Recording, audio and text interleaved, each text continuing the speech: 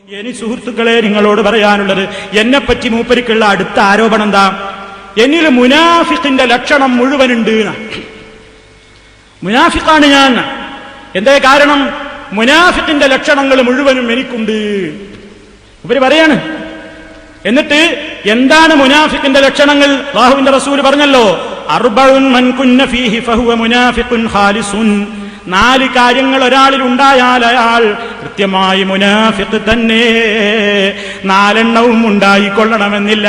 അതിൽപ്പെട്ട ഏതെങ്കിലും ഒരു കാര്യമുണ്ടായാൽ തന്നെയും അവനിൽ നിഫാഖുണ്ട് എന്ന് പറഞ്ഞുകൊണ്ട് ആ 4 കാര്യങ്ങളും എണ്ണുന്നുണ്ട് അല്ലാഹുവിന്റെ റസൂല്. ഇദാ തുമിന ഖാന, അവൻ വിശ്വസിച്ചാൽ വഞ്ചിക്കും. വഇദാ ഹദ്ദസ കദബ, സംസാരിച്ചോ കള്ളം പറയും. വഇദാ ആഹദ ഗദറ, വാഗ്ദത്തം കരാർ ചെയ്തോ അവൻ വഞ്ചന നടത്തും. വഇദാ ഖാസമ ഫജറ, പിണങ്ങിയോ തമ്മിൽ തെറ്റിയോ അവൻ തെറി പറയും. ഈ 4 പറഞ്ഞിട്ട് എന്റെ പേരിൽ മൂപ്പരാക്ഷേപിക്കുകയാണ് ഓരോന്നും. അതേ അവസരത്തിൽ ആ മുനാഫിഖിന്റെ എല്ലാ ലക്ഷണങ്ങളും ആർക്കാണ് ചേരുക എന്ന് അയാൾ തന്നെ പറയട്ടെ, ഞാൻ നിങ്ങൾക്ക് വിശദീകരിച്ചു തരാം. അതിലൂടെ ഈ ഹദീസ് കൂടി എന്റെ സഹോദരന്മാര് പഠിച്ചു വെക്കണം. നിഫാഖ് എന്ന് പറയുന്നത് ഏറ്റവും ഗുരുതരമായ പാപമാണ്. അല്ലാഹുവിന്റെ റസൂല് നമുക്ക് മുന്നറിയിപ്പ് നൽകിയ വിഷയമാണ്. മാത്രമല്ല, വിശ്വാസരംഗത്തും നിഫാഖുണ്ട്, കർമ്മരംഗത്തും നിഫാഖുണ്ട്. വിശ്വാസരംഗത്തുള്ള ഇഅ്തിഖാദിയായ നിഫാഖ് വളരെ ഗുരുതരമാണ്. അല്ലാഹു പരിശുദ്ധ ഖുർആനിൽ പറഞ്ഞിട്ടുണ്ട്, ഇന്നൽ മുനാഫിഖീന ഫിദ്ദർക്കിൽ അസ്ഫലി മിനന്നാർ. നിശ്ചയമായും മുനാഫിഖീങ്ങൾ, കാപട്യം കൊണ്ട് നടക്കുന്ന കക്ഷികൾ, അവർ നരകത്തിന്റെ അടിയിലെ തട്ടിലാണ്. അല്ലാഹു പറഞ്ഞതാണ്. അതുകൊണ്ട് നിഫാഖ് നമുക്ക് പാടില്ല. അത്രയും രൂക്ഷമായി നമ്മൾ കൃത്യമായി അല്ലാഹുവിന്റെ റസൂലിനാൽ പഠിപ്പിക്കപ്പെട്ടിട്ടുള്ള ഈ ദുർഗുണത്തിൽ നിന്ന് ജനങ്ങളോട് മുന്നറിയിപ്പ് നൽകുന്ന നബിയെ സംബന്ധിച്ചിടത്തോളം ആരോപിച്ചുകൊണ്ട് പറയാൻ വേണ്ടി മൂപ്പര് പലതും പറഞ്ഞിട്ടുണ്ട്. അതുകൊണ്ട് തന്നെ ആ ലക്ഷണമുണ്ടല്ലോ, മുനാഫിഖിന്റെ അപ്പറഞ്ഞ 4 ലക്ഷണവും ആർക്കാണ് ചേരുക എന്നും എന്തൊക്കെയാണ് മുനാഫിഖിന്റെ ലക്ഷണമെന്നും മൂപ്പരുടെ നാവിൽ നിന്ന് തന്നെ നിങ്ങളെ ഒന്ന് കേൾപ്പിക്കുന്നു. ശ്രദ്ധിച്ചോളൂ.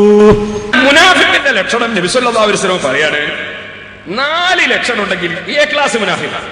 വമൻ കാനത് ഫീഹി ഖസ്ലത്തും മിൻഹുന്ന കാനത് ഫീഹി ഖസ്ലത്തും മിനൻ നിഫാഖ്.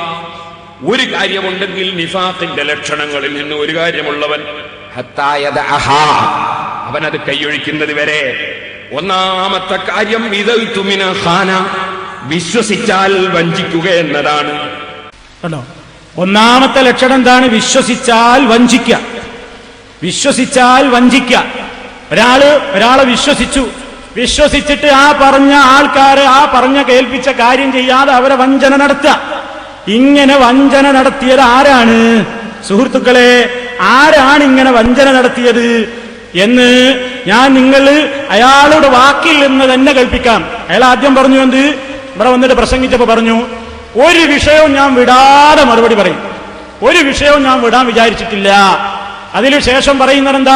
എല്ലാം ഞാൻ കൃത്യമായിട്ട് നിങ്ങളോട് പറയും, ഒന്നും വിട്ടുപോകൂല എന്നാണ് ശേഷം പറയുന്നത്.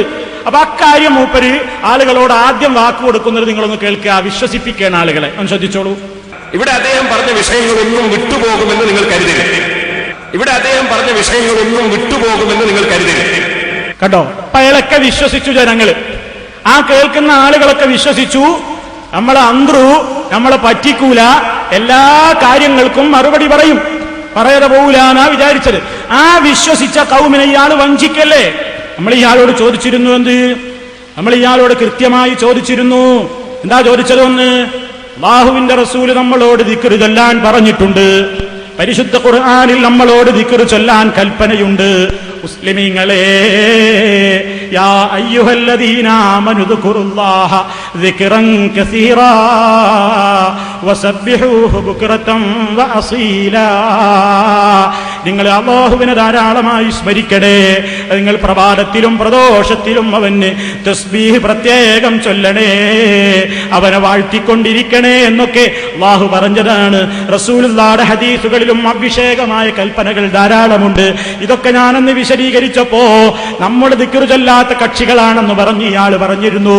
ആ കൂട്ടത്തിൽ നമ്മൾ സൂചിപ്പിച്ചിരുന്നല്ലോ, വളരെ കൃത്യമായി പറഞ്ഞിരുന്നു, നിങ്ങൾ ചില ദിക്റുകൾ എന്ന പേരിൽ ചില കോപ്രായങ്ങൾ ചൊല്ലുന്നുണ്ട്. അൻതല്ലദീ അല്ലംതനാ ലാ ഐന ഇല്ലല്ലാഹ്, അൻതല്ലദീ അല്ലംതനാ ലാ ഉദ്ന ഇല്ലല്ലാഹ്. ഞാൻ ഓരോ വരിയും കേൾപ്പിച്ചിരുന്നു. ഇവരുടെ ബീരാൻ ഔലിയപ്പാപ്പ ചൊല്ലിയ ദിക്ർ അല്ലേ? ഇത് ഇറങ്ങിയത് എവിടുന്നാ? പന്താവൂരിന്റെ മാനസിക രോഗാന്ന് പറഞ്ഞ് തട്ടിയിട്ടുണ്ട്. ആ പന്താവൂരിന്റെ മാത്രല്ല, നിങ്ങളുടെ മർക്കസു സഖാഫത്തു സുന്നിയയിൽ നിന്ന് അഥവാ അവിടെ പഠിപ്പിക്കുന്ന ഒരു അധ്യാപകൻ പ്രകാശനം ചെയ്ത 366 വക മൗലിദ് കിതാബ് എന്നാ ഞാൻ ചൊല്ലിയത്. എന്ത്?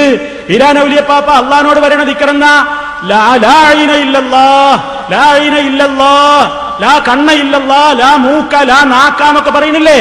ഒരു പൊട്ടൻ ദിക്ർ, പ്രാന്തൻ ദിക്ർ അല്ലേ? എന്നിട്ട് ഈ മൗലൂദ് ചൊല്ലണോന് ബീരാൻ ഔലിയപ്പാപ്പാനെ വിളിച്ചിട്ട് പറയണത് അൻതല്ലദീ അല്ലംതനാ ലാ ഐന ഇല്ലല്ലാഹ്, നീയല്ലയോ ഞങ്ങളെ പഠിപ്പിച്ചു ലാ കണ്ണ ഇല്ലല്ലാഹ്. അല്ലേ? താങ്കളല്ലേ ഞങ്ങളെ ഇത് പഠിപ്പിച്ചത് ലാ കണ്ണ ഇല്ലല്ലാഹ്. ഇത് അറബിയാ ചൊല്ലിയത് അൻതല്ലദീ അല്ലംതനാ ലാ ഐന ഇല്ലല്ലാഹ്. അല്ലേ? നിങ്ങൾ എന്തേ മറുപടി പറഞ്ഞു? നിങ്ങൾ എന്താ ഇവിടെ മറുപടി പറയാഞ്ഞത്? ആ വാക്ക് പറഞ്ഞ് നിങ്ങൾ ലംഘിച്ചില്ലേ? ലംഘിച്ചു. മാത്രമല്ല, നിങ്ങളുടെ ശൈഖുന പറഞ്ഞിരുന്നു റിയായിന് വേണ്ടിയും സ്വലാത്ത് ചൊല്ലാം, റിയായിന് വേണ്ടിയും സ്വലാത്ത് ചൊല്ലാം. ഒരു മുസ്ലിമിനറിയില്ലേ? 2ാം ക്ലാസ്സിൽ പഠിക്കുന്ന ഒരു കുട്ടിക്കറിഞ്ഞുകൂടെ എന്ത്? അള്ളാഹുവിന്റെ പൊരുത്തം മാത്രം ഉദ്ദേശിച്ചുകൊണ്ടാണ് ഇബാദത്തുകൾ മുഴുവനും ചെയ്യേണ്ടത്. അള്ളാഹു പറഞ്ഞിട്ടുണ്ടല്ലോ, മരിച്ചുപോയാൽ നാളെ പരലോകത്ത് നിനക്ക് നിന്റെ റബ്ബിനെ സന്തോഷത്തോടുകൂടി കണ്ടുമുട്ടണമെങ്കിൽ ഫമൻ കാന യർജൂ ലിഖാഅ റബ്ബിഹി ഫൽയഅമൽ അമലൻ സാലിഹാ വലാ യുശ്രിക് ബിഇബാദത്തി റബ്ബിഹി അഹദാ. അല്ലാഹുവിനെ നാളെ പരലോകത്ത് വെച്ച് നിനക്ക് കണ്ടുമുട്ടണമെന്ന് നീ ആഗ്രഹിക്കുന്നുവെങ്കിൽ നല്ല നല്ല കർമ്മങ്ങൾ ചെയ്യട്ടെ. അല്ലാഹുവിനെ ഇബാദത്തെടുക്കുന്നതിൽ ഒരാളെയും പങ്കുചേർക്കാതിരിക്കുകയും ചെയ്യട്ടെ എന്ന് പരിശുദ്ധ ഖുർആനിൽ അല്ലാഹു തആല പറഞ്ഞതാണല്ലോ. അങ്ങനെ കൃത്യമായി പഠിപ്പിക്കപ്പെട്ട ഒരു ഇബാദത്ത്, ആ ഇബാദത്തിൽ പെടുമല്ലോ സ്വലാത്ത് ചൊല്ലൽ. അല്ലാഹുവിന്റെ റസൂലിന്റെ പേരിൽ സ്വലാത്ത് ചൊല്ലാനും കൽപ്പനയുണ്ടല്ലോ. പരിശുദ്ധ ഖുർആൻ തന്നെയും പ്രഖ്യാപിച്ചതല്ലേ. ധാരാളക്കണക്കിന് തെളിവുകൾ ആ വിഷയത്തിൽ നമുക്ക് കൃത്യമായി തന്നെ കാണാൻ സാധിക്കും. അതുകൊണ്ട് തന്നെ സ്വലാത്ത് ചൊല്ലുന്നതിന്റെ പോരിശയെ സംബന്ധിച്ചിടത്തോളം യമൻ റഗിബ്തും ഫീ ശഫാഅത്തി അഹ്മദി സല്ലു അലൈഹി വസല്ലിമു തസ്ലീമാ ഇന്ന സ്വലാത്ത അലൻ നബി വആലിഹി ഫർദുൻ ഫമൻ യുൻകിറുഹു നാല ജഹീമാ. എന്റെ ബഹുമാന്യരായ ശ്രോതാക്കൾ ശരിക്ക് പഠിച്ചു വെച്ചോ. യമൻ റഗിബ്തും ഫീ ശഫാഅത്തി അഹ്മദി, അഹ്മദായ മുഹമ്മദുർ റസൂലുള്ളാഹ്, നമ്മുടെ കരളിന്റെ കഷ്ണത്തെക്കാൾ നാം സ്നേഹിക്കുന്ന ഹബീബായ മുത്ത് മുസ്തഫ നാളെ പരലോകത്ത് വെച്ച് ഈ ഉമ്മത്തിലെ സാധുക്കളായ ദോഷികളായ പാപികളായ ആളുകൾക്ക് വേണ്ടി അല്ലാഹുവിന്റെ അനുവാദം കിട്ടുമ്പോ ശഫാഅത്ത് പറയുമല്ലോ. ആ ശഫാഅത്ത് നിനക്ക് കിട്ടണോ? നീ എന്ത് ചെയ്തോ?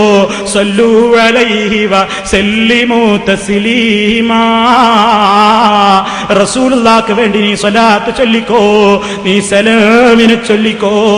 മാത്രമല്ല ഇന്ന സ്വലാത്ത അലൻ നബി വആലിഹി ഫർദുൻ ഫമൻ യുൻകിറുഹു നാല ജഹീമാ. റസൂലുള്ളാഹിയുടെ പേരിൽ സ്വലാത്ത് ചൊല്ലുന്നത്, അവിടുത്തെ കുടുംബത്തിന്റെ വേണ്ടി സ്വലാത്ത് ചൊല്ലുന്നത് അത് നിർബന്ധം തന്നെ. അതാരെങ്കിലും നിഷേധിച്ചാൽ നാല ജഹീമാ, കത്തിയാളുന്ന നരകത്തിയിലാണ് അവന് കിട്ടാൻ പോകുന്നത്. ഇത് അല്ലാഹുവിന്റെ റസൂൽ നമുക്ക് പഠിപ്പിച്ച ഒരു ഹദീസിന്റെ ആശയമാണ് ഞാൻ നിങ്ങളെ കേൾപ്പിച്ചത്. അപ്പൊ സുഹൃത്തുക്കളെ, ഇത്രയും പുണ്യമുള്ള ഒരു സംഗതി മാത്രമല്ല, റസൂല് തന്നെ പറഞ്ഞല്ലോ, അല്ലാഹ് തന്നെ പറഞ്ഞതാണല്ലോ. ഓ വിശ്വാസികളെ, നിങ്ങൾ റസൂലുള്ളാഹിക്ക് വേണ്ടി സ്വലാത്ത് ചൊല്ലണേ, നിങ്ങൾ സലാമും ചൊല്ലണേ എന്ന് പരിശുദ്ധ ഖുർആനിൽ അല്ലാഹ് പറഞ്ഞതല്ലേ. അല്ലാഹു റസൂലുള്ളാഹിയെ പ്രശംസിച്ചുകൊണ്ടിരിക്കുന്നു, റസൂലുള്ളാഹിക്ക് ഗുണം ചെയ്തുകൊണ്ടിരിക്കുന്നു. അല്ലാഹുവിന്റെ ഉന്നതമായ മലഉൽ അഅലയിൽ വെച്ച് റസൂലുള്ളാഹിയുടെ പ്രശംസ അല്ലാഹു പറയുന്നുണ്ട്. അല്ലാഹുവിന്റെ മലായികത്തുകളും റസൂലുള്ളാഹിയുടെ ഗുണത്തിന് വേണ്ടി അല്ലാഹുവിനോട് ചോദിക്കുന്നുണ്ട്. ഓ മുസ്ലിമീങ്ങളെ, മുഅ്മിനീങ്ങളെ, എന്റെ പ്രിയപ്പെട്ട ഉമ്മപെങ്ങന്മാരെ, എന്റെ സഹോദരീ സഹോദരന്മാരെ, എവിടെ വെച്ചും നിങ്ങൾ അല്ലാഹുവിന്റെ റസൂലിന്റെ പേരിൽ സ്വലാത്തിനെ ചോദിച്ചോളൂ. കാരണം മൻ സല്ലാ അലയ്യ സ്വലാത്തൻ, ആരെങ്കിലും എന്റെ പേരിൽ ഒരിക്കൽ സ്വലാത്തിനെ ചോദിച്ചാൽ അല്ലാഹു കാരണം കൊണ്ട് തന്നെ അവന് 10 ഗുണം ചെയ്യുന്നതാണെന്ന് റസൂലുള്ളാഹ് നമ്മെ പഠിപ്പിച്ചിട്ടുണ്ട്. മാത്രമല്ല, നിങ്ങൾ ചിന്തിക്കണം, എന്റെ പേരൊരു മജ്ലിസിൽ വെച്ച് പറയുന്നത് കേട്ടിട്ട് എന്റെ പേരിൽ സ്വലാത്ത് ചൊല്ലാത്തവൻ ബഖീൽ തന്നെ, ബഖീൽ തന്നെ, പിശുക്കനാണെന്നുള്ള റസൂല് പറഞ്ഞിട്ടുണ്ടല്ലോ. അതുകൊണ്ട് പിശുക്കില്ലാതെ ചൊല്ലിക്കോ ഉമ്മമാരെ, പിശുക്കില്ലാതെ ചൊല്ലിക്കോ എന്റെ സഹോദരന്മാരെ. എവിടെ വെച്ചും നിങ്ങൾക്കത് ചൊല്ലാം. അതേ അവസരത്തിൽ നിങ്ങളുടെ യാത്രാവേളകളിലും ചൊല്ലിക്കോ, നിങ്ങളുടെ വാഹനങ്ങളിൽ വെച്ചും ചൊല്ലിക്കോ, നിങ്ങളുടെ തൊഴിൽ സ്ഥലത്ത് വെച്ചും ചൊല്ലിക്കോ. അതേ അവസരത്തിൽ ഏതെങ്കിലും ഒരു സ്ഥലത്ത് വെച്ച് സ്വലാത്ത് ചൊല്ലുന്നത് പ്രത്യേകം പുണ്യകർമ്മമാണെന്ന നിലക്ക് ഇന്നിതാ ചില പ്രത്യേക ദിവസങ്ങൾ നിശ്ചയിച്ചുകൊണ്ട് മൈതാനത്തേക്ക് വേണ്ടി ആളുകളെ കൊണ്ടുപോകുന്നല്ലോ, മൈതാനത്തേക്ക് വേണ്ടി പെണ്ണുങ്ങളെ കൊണ്ടുപോകുന്നല്ലോ. നിങ്ങൾ ചിന്തിച്ചു നോക്കിയിട്ടുണ്ടോ?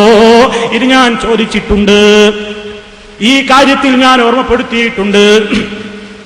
അവിടെ നിങ്ങളൊരു കാര്യം മനസ്സിലാക്കിക്കോ, ഈ നിലക്ക് അല്ലാഹുവിന്റെ പൊരുത്തം മാത്രം ഉദ്ദേശിച്ചുകൊണ്ട് ചൊല്ലേണ്ടുന്ന സ്വലാത്ത് ആളുകളെ കാണിക്കാൻ വേണ്ടി ചൊല്ലാമെന്നല്ലേ, ആളുകളെ കാണിക്കാൻ വേണ്ടിയും ഭൗതികമായ ലാഭത്തിന് വേണ്ടിയും ചൊല്ലാമെന്നല്ലേ കാന്തപുരം AP അബൂബക്കർ മുസ്ലിയാർ എഴുതിയിട്ടുള്ളത്.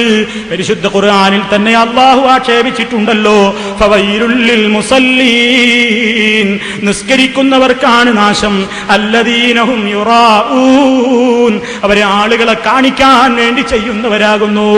ആളെ കാണിക്കാൻ വേണ്ടി നിസ്കരിക്കുന്നതും സ്വലാത്ത് ചൊല്ലുന്നതും എല്ലാം നിഷിദ്ധമാണ്, ഇസ്ലാമിൽ പാടില്ലാത്ത സംഗതിയാണ്. അതേ അവസരത്തിൽ ആളുകളെ കാണിക്കാൻ, ജനങ്ങളുടെ മുമ്പിൽ വെച്ച് ഞാനൊരു സ്വലാത്തുകാരനാണെന്ന് കാണിക്കാൻ വേണ്ടി സ്വലാത്ത് ചൊല്ലിയാലും അതിന് കൂലിയുണ്ട് എന്ന് കാന്തപുരം എഴുതിയിട്ടുണ്ട്. നിങ്ങൾക്കത് തെളിയിക്കാൻ സാധിക്കുമോ? അങ്ങനെ ഒരു ഇസ്ലാമികമായിട്ട് അങ്ങനെ പറയാൻ പാടുണ്ടോ എന്ന് ഞാൻ ചോദിച്ചിരുന്നു. മറുപടി നിങ്ങൾ പറഞ്ഞു കണ്ടില്ലല്ലോ, നിങ്ങൾ അതിന് മറുപടി തന്നിട്ടില്ലല്ലോ. അതേപോലെ തന്നെ ഗ്രൗണ്ടിലേക്ക് സ്വലാത്ത് ചൊല്ലാൻ വേണ്ടി അല്ലാഹുവിന്റെ റസൂലിന്റെ കാലഘട്ടത്തിൽ പ്രത്യേക ദിവസവും സ്ഥലവുമൊക്കെ നിശ്ചയിച്ചുകൊണ്ട് ഏത് സ്ഥലത്ത് വെച്ചും ചൊല്ലാമെന്നതിൽ ആർക്കും തർക്കമില്ല. പക്ഷേ അതിനുവേണ്ടി ഒരു സ്ഥലം തെരഞ്ഞെടുത്ത് അങ്ങോട്ടൊരു സമയം നിശ്ചയിച്ച് ആളുകളെ വരുത്തിയിട്ട് ഒരു സ്വലാത്ത് നഗറും മജ്ലിസും ഉണ്ടാക്കുന്ന സമ്പ്രദായം അല്ലാഹുവിന്റെ റസൂലിന്റെ കാലത്തുണ്ടോ? ഏത് സ്വഹാബാ വനിതയാണ് ഏത് ഗ്രൗണ്ടിലേക്കാണ് സ്വലാത്ത് ലക്ഷ്യം വെച്ചുകൊണ്ട് പോയത് എന്ന് ആ പ്രസംഗത്തിൽ ഞാൻ നിങ്ങളോട് ചോദിച്ചിരുന്നല്ലോ. ആദ്യ പ്രസംഗത്തിൽ വെച്ച് തന്നെ ചോദിച്ചിരുന്നല്ലോ. നിങ്ങൾ അതിന്റെ 2-3 പ്രസംഗം നടത്തിയിട്ടും മറുപടി പറഞ്ഞിട്ടില്ലല്ലോ. നിങ്ങൾ വഞ്ചനയല്ലേ കാണിച്ചത്? ഒന്നും വിടാതെ മറുപടി പറയും എന്ന് പറഞ്ഞിട്ട് വഞ്ചന കാണിച്ചതിന്റെ സാമ്പിളാണ് ഞാൻ നിങ്ങളെ കേൾപ്പിച്ചത്.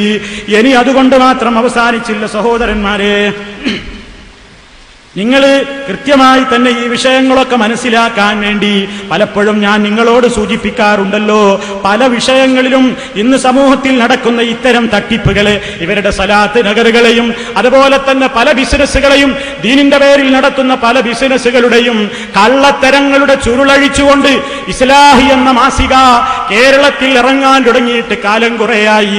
ഇപ്പോൾ വിചിന്തനം വാരികയുടെ പ്രചരണത്തിന്റെ മാസത്തിന്റെ ഘട്ടമാണ്. വിചിന്തനം എല്ലാ ആഴ്ചയിലും മുസ്ലിമീങ്ങളുടെ കയ്യിലെത്തുന്നുണ്ട്. ദീന് പഠിക്കാൻ വേണ്ടി വിചിന്തനം നിങ്ങൾ ഉപയോഗപ്പെടുത്തണം. നിങ്ങൾ അതിന്റെ വരിക്കാരാവാൻ വേണ്ടി ശ്രമിക്കണം. ഈ രാജ്യത്ത് ഖുറാഫി കുബൂരി പ്രസിദ്ധീകരണങ്ങളിൽ വരുന്ന സർവ്വ തോന്യാസങ്ങളെയും പ്രതിരോധിക്കാൻ അൽ അൽമനാറിനോടൊപ്പം തന്നെ വിചിന്തനവും പ്രവർത്തിക്കുന്നു. നിങ്ങൾ വരിക്കാരാവണം. അതേപോലെ തന്നെ മാസത്തിലൊരിക്കൽ കൃത്യമായി നിങ്ങളുടെ കയ്യിലെത്തുന്ന മാസികയാണ് ഈ ഇസ്ലാഹ് മാസിക. അത് നമ്മുടെ പ്രവർത്തകന്മാര് നിങ്ങളുടെ ഈ സദസ്സിൽ തന്നെ നിങ്ങളിരിക്കുന്ന സ്ഥലങ്ങളിലേക്ക് എത്തിച്ചു തരും. നിങ്ങൾ ഈ ഇസ്ലാഹ് മാസികയെ ഒന്ന് പരിചയപ്പെടണം. നിങ്ങൾ എല്ലാവരും അതിന്റെ വരിക്കാരാവണം. ഒരുപാട് വിഷയങ്ങൾ അതിൽ എപ്പോഴും കൈകാര്യം ചെയ്യാറുണ്ട്. അതിന്റെ ഗുണഫലം നിങ്ങൾ മനസ്സിലാക്കണം. ഒരുപാട് മുസ്ലിയാക്കന്മാർ, ഞാൻ വെറുതെ പറയുന്നതല്ല, നിങ്ങൾ ഈ വേദിയിൽ കണ്ടില്ലേ, ഈ വേദിയിൽ എന്റെ തൊട്ടടുത്തിരിക്കുന്ന ഫൈസൽ മുസ്ലിയാർ, അതുപോലെ തന്നെ ഇതാ അടുത്ത കാലത്ത് ഈ പ്രസ്ഥാനത്തിലേക്ക് കടന്നു വന്ന മറ്റൊരു സഹോദരനെയും നിങ്ങൾക്ക് കാണാം. ഈ ഇരിക്കുന്ന ഏതാണ്ട് ആളുകളൊക്കെ ഇസ്ലാഹി പ്രസ്ഥാനത്തിലേക്ക് കടന്നു വന്നത് ഈ സത്യത്തിന്റെ ആശയത്തെ പ്രസംഗിക്കുന്ന പ്രഭാഷകന്മാരുടെ പ്രഭാഷണങ്ങളിൽ നിന്നും അതുപോലെ തന്നെ ലേഖനങ്ങളിൽ നിന്നും മാസികകളിലൂടെയും ഒക്കെ തന്നെയാണ്. അതിലൂടെ അവർക്കൊരു വഴിത്തിരിവ് കിട്ടുന്നു. അതിലെഴുതിയ കാര്യം സത്യമാണോ എന്ന് അവർ കിതാബുകൾ പരിശോധിക്കുന്നു. അതല്ലാതെ ഒരു മാസിക വായിച്ച് മാറുന്നവരല്ല. ഈ മാസികയിൽ ഞങ്ങളുടെ പ്രവർത്തകന്മാര് ലേഖനങ്ങൾ എഴുതുമ്പോ അതിൽ പറഞ്ഞ കാര്യങ്ങൾ സത്യം തന്നെയാണോ എന്ന് പരിശോധിക്കാൻ, ഞങ്ങൾ ആ മാസികയിൽ ഉദ്ധരിക്കുന്ന ആ രൂപത്തിലുള്ള ഗ്രന്ഥങ്ങൾ സത്യമാണോ എന്ന് പരിശോധിക്കാൻ അവർ ലൈബ്രറികളിൽ പോയി, അവർ പഠിച്ച സ്ഥാപനങ്ങളിൽ പോയി പരിഭാഷകൾ നോക്കിയും അതല്ലാത്ത നിലക്ക് കൃത്യമായ കിതാബുകൾ നോക്കിയും, പരിഭാഷയിൽ നിന്ന് ഉദ്ധരിക്കുമ്പോൾ പരിഭാഷ ഒത്തുനോക്കുന്നു, കിതാബിൽ നിന്ന് ഉദ്ധരിക്കുമ്പോൾ കിതാബ് ഒത്തുനോക്കുന്നു. അങ്ങനെ കൃത്യമായി പരിശോധിച്ച് സത്യമേ ഇസ്ലാഹ് പറയാറുള്ളൂ, സത്യമേ മുജാഹിദിന്റെ പ്രവർത്തകന്മാര് പറയുന്നുള്ളൂ, സത്യമേ ഇവർ പ്രചരിപ്പിക്കുന്നുള്ളൂ, ഇവരാണ് സുന്നത്ത് ജമാഅത്തിന്റെ കക്ഷി എന്ന് മനസ്സിലാക്കിയിട്ട് ഒരുപാട് ആളുകൾ, അവർ സാധാരണക്കാര് മാത്രമല്ല മുസ്ലിയാക്കന്മാരുടെ ഒരു പട തന്നെ ഒഴുകി വന്നിരിക്കുന്നു. ഞങ്ങൾ എന്തുകൊണ്ട് മുജാഹിദായി എന്ന് കേരളത്തിന്റെ വിവിധ ജില്ലകളിൽ പരിപാടികൾ നടന്നുകൊണ്ടിരിക്കുന്നുണ്ട്. ഈ അടുത്ത ദിവസം അതാ തിരുവനന്തപുരം ജില്ലയിൽ വെച്ച് ഒരു വലിയ പരിപാടി സംഘടിപ്പിച്ചു. കൊല്ലത്തിനടുത്തുള്ള കരുനാഗപ്പള്ളിയിൽ വെച്ച് ഒരുപാട് മുസ്ലിയാക്കന്മാർ, ഒരു 25ഓളം മുസ്ലിയാക്കന്മാരുടെ പട തന്നെ ഞങ്ങൾ എന്തുകൊണ്ട് മുജാഹിദായി എന്ന് കൃത്യമായി പ്രസംഗിച്ചു. അതിൽപ്പെട്ട ഒരു സഹോദരനാണ് ആയിരിക്കുന്നത്. നിങ്ങൾ കാണുന്നില്ലേ? അങ്ങനെ എത്ര ആളുകളുണ്ട് സുഹൃത്തുക്കളെ, എത്രയോ സഹോദരന്മാരുണ്ട്. ഇതൊക്കെ നമ്മുടെ എളിയവരായ നമ്മുടെ പ്രവർത്തനങ്ങളുടെയും നമ്മളത് കൃത്യമായി തുറന്നു പറയുമ്പോൾ അവരാരുടെയെങ്കിലും പ്രസംഗം കേട്ട് മാറുന്നതല്ല, ഏതെങ്കിലും ലേഖനം വായിച്ചു മാറുന്നതല്ല. കിതാബ് പരിശോധിച്ചിട്ട് ഇവരുടെ അടുക്കലാണ് ഹക്കെന്ന് കാണുമ്പോ പടച്ചവനെ പേടിക്കണ്ടേ. ദുനിയാവ് പോരല്ലോ, മരിച്ചു പോണ്ടേ എന്ന് വിചാരിച്ചുകൊണ്ടാണ് അവരൊക്കെ ഇങ്ങോട്ട് വരുന്നത്. അപ്പൊ സുഹൃത്തുക്കളെ, ഈ ഇരിക്കുന്ന ഹസൻ ബാക്കവി തിരുവനന്തപുരത്തുകാരനാണ്. അദ്ദേഹം അടക്കമുള്ള ഒരുപാട് സഹോദരന്മാർ ഈ ആശയം മനസ്സിലാക്കാൻ അവർക്ക് പലപ്പോഴും ഇസ്ലാഹ് മാസികയും വിചിന്തനവും ഒക്കെ പ്രയോജനപ്പെട്ടിട്ടുണ്ട് എന്നുകൂടി സന്തോഷത്തോടുകൂടി നിങ്ങൾ അറിയിക്കുന്നു. ആ മാസികയിൽ ഈ ലക്കത്തിൽ തന്നെ കുബൂരികളുടെ ഒരുപാട് കള്ളജാറങ്ങളുടെ കള്ളത്തരങ്ങളുടെ ചുരുളഴിക്കാൻ വേണ്ടിയുള്ള ലേഖനങ്ങളുണ്ട്. നിങ്ങൾ വായിച്ചോ, നിങ്ങൾ ശ്രദ്ധിച്ചോ എന്ന് ഓർമ്മപ്പെടുത്തുന്നു. ഞാൻ എന്റെ വിഷയത്തിലേക്ക് തന്നെ മടങ്ങുന്നു. മുനാഫിഖിന്റെ ലക്ഷണമല്ലേ ആരോപിച്ചത്? അല്ലാഹുവിന്റെ റസൂൽ പറഞ്ഞ നിഫാഖിന്റെ ലക്ഷണം, ഒന്ന് വിശ്വസിച്ചോ ചതിക്കും. അത് ആർക്കാണ് ചേരുന്നത് എന്ന് മനസ്സിലാക്കിയില്ലേ? എല്ലാം വിടാതെ മറുപടി പറയും എന്ന് പറഞ്ഞിട്ട് മറുപടി പറഞ്ഞോ പലതിനും. ചില കാര്യങ്ങളെ ഞാൻ സൂചിപ്പിച്ചിട്ടുള്ളൂ. ഇയാൾ മറുപടി പറയാതെ പോയ ഒരുപാട് വിഷയങ്ങൾ വേറെയുമുണ്ട്. സമയപരിധിയുമുണ്ട്. ഞാൻ അവസാനിപ്പിക്കുകയാണ്. ആ കാര്യത്തെ സംബന്ധിച്ചിടത്തോളം ആ വിഷയത്തിൽ നിന്ന് ഞാൻ മാറുകയാണ്. ഇനി രണ്ടാമത്തെ ലക്ഷണം എന്താ കേട്ടോളൂ. എന്താ മുനാഫിക്കിന്റെ രണ്ടാമത്തെ ലക്ഷണം? വൈദാ ഹദ്ദസ കദബ, സംസാരിച്ചോ കള്ളം പറയും. മുനാഫിക്കിന്റെ ലക്ഷണമാണ് കേട്ടോ. എന്താ രണ്ടാമത്തെ ലക്ഷണം? സംസാരിച്ചോ കള്ളം പറയും, നോണ പറയാ, യാതൊരു മടിയുമില്ലാതെ നോണ പറയാ. അതിലേറ്റവും ആദ്യമായിട്ട് ഞാൻ നിങ്ങളെ കേൾപ്പിക്കുന്നത് ഇയാളുടെ ഒന്നാം നമ്പർ നോണ. അത് മനസ്സിലാക്കാൻ നിങ്ങൾ കിതാബ് വായിക്കേണ്ടതില്ല, ലേഖനം വായിക്കേണ്ടതില്ല, ലൈബ്രറികൾ പരതേണ്ടതില്ല. നിങ്ങൾ ഫോൺ നമ്പർ ഉപയോഗപ്പെടുത്തിയിട്ട് ഈ ഉള്ളവന്റെ നാട്ടിലെ ഏതെങ്കിലും ഈ ഉള്ളവനോട് വ്യക്തിപരമായി പകയില്ലാത്ത ഏതെങ്കിലും ഒരാളോട് വിളിച്ചു ചോദിച്ചാൽ തന്നെ മനസ്സിലാകുന്ന ഒരു സത്യമുണ്ട്. ഈ കിതാബൊന്നും ഓതണ്ട. ആരെങ്കിലും ആ വഴിക്ക് പോകുന്നുണ്ടെങ്കിൽ ഇറങ്ങി അന്വേഷിച്ചാലും കുഴപ്പമില്ല. ഞാൻ പെരിന്തൽമണ്ണക്കടുത്ത് പുലാമന്തോൾ പഞ്ചായത്തിലെ TN പുരം സ്വദേശിയാണ്. നാടും ഇതൊക്കെ പറഞ്ഞുതരാം. എന്റെ കുടുംബ ഹിസ്റ്ററിയൊക്കെ ഇവിടെ എല്ലാരോടും പറഞ്ഞിട്ടുണ്ട്. മൂപ്പരിങ്ങനെ പരമ്പര എണ്ണും പോലെ എണ്ണിയത്. പരമ്പര എണ്ണും പോലെ എന്റെ ബാപ്പയ്ക്ക് എത്ര മക്കളുണ്ട് എന്ന് മൂപ്പരെണ്ണി. ഒരാളെ വിട്ടുപോയി, പൊയ്ക്കോട്ടെ, അത് മരിച്ചുപോയ എന്റെ ഒരു പെങ്ങളാണ്. അള്ളാഹു അവരുടെ ഖബർ നല്ല നിലക്ക് സ്വർഗത്തോപ്പാക്കി കൊടുക്കുമാറാകട്ടെ. അത് മൂപ്പരെണ്ണീല. ജീവിച്ചിരിക്കുന്നവരെ പരിഗണിക്കുന്നുള്ളൂ എന്നായിരിക്കും പറഞ്ഞത്. അങ്ങനെ എല്ലാ ലീസ്റ്റും പറഞ്ഞു. അപ്പൊ എന്തിനാ അതൊക്കെ പറയണത്? ഞാനിതൊക്കെ ശരിക്ക് പഠിച്ചിട്ടാ വരുന്നത്. മൂപ്പര് വിചാരിച്ച് എന്താ അറിയോ, ഞങ്ങളെ മക്കളെ പേരൊക്കെ, എന്റെ വാപ്പക്കുള്ള മക്കളെ പേരൊക്കെ പറഞ്ഞ് ഞാൻ പിന്നെ അങ്ങോട്ട് വരില്ല എന്നാ മൂപ്പര് വിചാരിച്ചു. അങ്ങനെ എന്റെ മൂത്ത ജ്യേഷ്ഠൻ മുഹമ്മദ് അലി ദാരിമി അവിടെ നിന്നിട്ട് എണ്ണി. എന്റെ ഏറ്റവും ഇളയ പെങ്ങൾ റംല, അതുവരെയുള്ള ആളുകളെ എണ്ണുന്നുണ്ട്. തെർത്തീബൊന്നും ഞാൻ പറയുന്നില്ല, കാരണം കള്ളത്തരം പറയലല്ലേ അന്ത്രൂന്റെ പണി. അതുകൊണ്ട് ഞാൻ തെർത്തീബൊന്നും പറയുന്നില്ല. അപ്പൊ ഈ ആളുകളൊക്കെ പറഞ്ഞു. ആകട്ടെ, അതൊക്കെ ആയിക്കോട്ടെ. എന്തിനാ അയാൾ ഇതൊക്കെ പറഞ്ഞു എനിക്ക് മനസ്സിലായില്ല. ഞാൻ ഇവിടെ വന്ന് പ്രസംഗിച്ചു എന്നതല്ലാതെ ഞാനും ഈ നാദാപുരത്തുള്ള സുഹൃത്തുക്കളും തമ്മിലുള്ള ഒരു ബന്ധത്തിന് ഈ പെരിന്തൽമണ്ണ താലൂക്കിലെ പുലാമന്തോൾ പഞ്ചായത്തിലെ ടിയൻപുരം സ്വദേശികളായ എന്റെ ബഹുമാന്യനായി അടുത്ത് വഫാത്തായി പോയ എന്റെ പ്രിയപ്പെട്ട ബാപ്പയെയും അതുപോലെ തന്നെ ഞങ്ങളുടെ കുടുംബത്തിലെ മെമ്പർമാരെയൊക്കെ പേര് മൂപ്പര് ലീസ്റ്റ് എഴുതിയിട്ടാ വായിച്ചത്. ഈ തെറ്റിപ്പോണ്ട, സനത് കൃത്യമായിക്കോട്ടെ ഏത് നിലക്ക് കൃത്യമായിട്ട് മൂപ്പര് വായിക്കാണ്. അതൊക്കെ ആയിക്കോട്ടെ, തരക്കെടില്ല. അപ്പൊ ഇയാള് പോയിട്ട് അവിടെ ഓരോന്നും പറഞ്ഞു കൊടുത്തപ്പോ ഓരോരുത്തരോട് പോയിട്ടൊന്നുമല്ല, ഏതോ നാട്ടിലെ എന്റെ നാട്ടുകാരെ കുറിച്ചൊന്ന് പറഞ്ഞു തരട്ടോ. എന്റെ നാട്ടുകാരെ സംബന്ധിച്ചിടത്തോളം ഒരു കാര്യം പറഞ്ഞുതരാം. അവർ നല്ലവരായ ആളുകളാണ്. ഈ ഉള്ളവനെ സംബന്ധിച്ചിടത്തോളം എന്റെ നാട്ടുകാർക്ക് ഒരു പരാതിയും ഇല്ല. നാട്ടിലുള്ള ഏതൊരു സ്ത്രീ പുരുഷനായ വലിയവരാകട്ടെ ചെറിയവരാകട്ടെ അവൻ മുജാഹിദായി പോയി എന്ന ഒരു പരാതിയല്ലാതെ വ്യക്തിപരമായി നമ്മളോട് യാതൊരു വിഷമവുമുള്ള ആളുകൾ മഹാഭൂരിപക്ഷം വരുന്ന ആളുകളും എന്റെ നാട്ടിൽ ആ രൂപത്തിലുള്ള ആളുകളാണ്. അവർക്ക് യാതൊരു ആ നിലക്കുള്ള ഒരു വെറുപ്പുമില്ല, വ്യക്തിപരമായിട്ട് അവർക്കൊരു വിദ്വേഷമില്ല, ഒന്നുമില്ല. ഞാനിങ്ങനെ അവരൊക്കെ മനസ്സിലാക്കിയ സത്യത്തിനെതിരെയുള്ള കാര്യമാണല്ലോ ഇയാൾ ചെയ്യുന്നത് എന്ന ഒരു വിഷമം പല സഹോദരിമാരുടെയും സഹോദരന്മാരുടെയും പ്രായമുള്ളവരും അല്ലാത്തവരൊക്കെ മനസ്സിലുണ്ട് എന്നതല്ലാതെ അവരെന്നെ സംബന്ധിച്ച് വ്യക്തിപരമായി യാതൊരു തെറിയും പറയാറില്ല, എന്നെപ്പറ്റി ഒരു കുറ്റവും പറയാറില്ല. നിങ്ങൾക്ക് ആർക്കുമായിട്ട് ചോദിച്ചാലും മനസ്സിലാവും, എന്റെ നാട്ടുകാരായ ഏതൊരാളും എന്നെപ്പറ്റി അയാൾ മുജാഹിദായൊരു കംപ്ലൈന്റ് എന്നതല്ലാതെ വേറൊരു കുറ്റവും പറയൂല. എന്റെ നാട്ടുകാർ അങ്ങനെയാണ്. അവർക്ക് ഈ ഒരു ആശയപരമായ വിയോജിപ്പ് പലർക്കും ഉണ്ടെങ്കിലും അവർക്ക് വേറെ എന്നെപ്പറ്റി ഒരു നോണ അവർ പ്രചരിപ്പിക്കാറില്ല. എന്നാൽ അതേ അവസരത്തിൽ അവിടെ ഏതോ ഒരു പടുജാഹിലുണ്ട്. ആ പടുജാഹില് എന്നോടുള്ള വിരോധം തീർക്കാൻ ഈ വ്യക്തിയോട് അല്ലെങ്കിൽ ഈ പേരോട്ട അന്ത്രുവിനോട് പറഞ്ഞു കൊടുത്തു. എന്ത്? എന്നെ പറ്റിയുള്ള നുണയാണ്. ഇയാള് SSLC തോറ്റവനാണ്. വലിയ ഗുണാണ്. SSLC തോറ്റവനാണ്. എന്താ സുഹൃത്തുക്കളെ? എന്നിട്ട് പറയണേ, തോറ്റതല്ലേ, തലച്ചോറില്ലാഞ്ഞിട്ടല്ലേ. എനിക്ക് അങ്ങനെ ഒരു വിശ്വാസമൊന്നുമില്ല. SSLC തോറ്റവരൊക്കെ തലച്ചോറില്ലാത്തവരും ജയിച്ചവരൊക്കെ വലിയ തലച്ചോറുള്ളവരും എനിക്ക് ആ വിശ്വാസമൊന്നുമില്ല. SSLC ഉണ്ടെങ്കിൽ എല്ലാവരും ബുദ്ധിമാന്മാരാണ്, തോറ്റവരൊക്കെ മണ്ടന്മാരാണ്, ആ ധാരണ എനിക്കില്ല. പരീക്ഷ എന്ന് പറഞ്ഞാൽ എന്താണ്?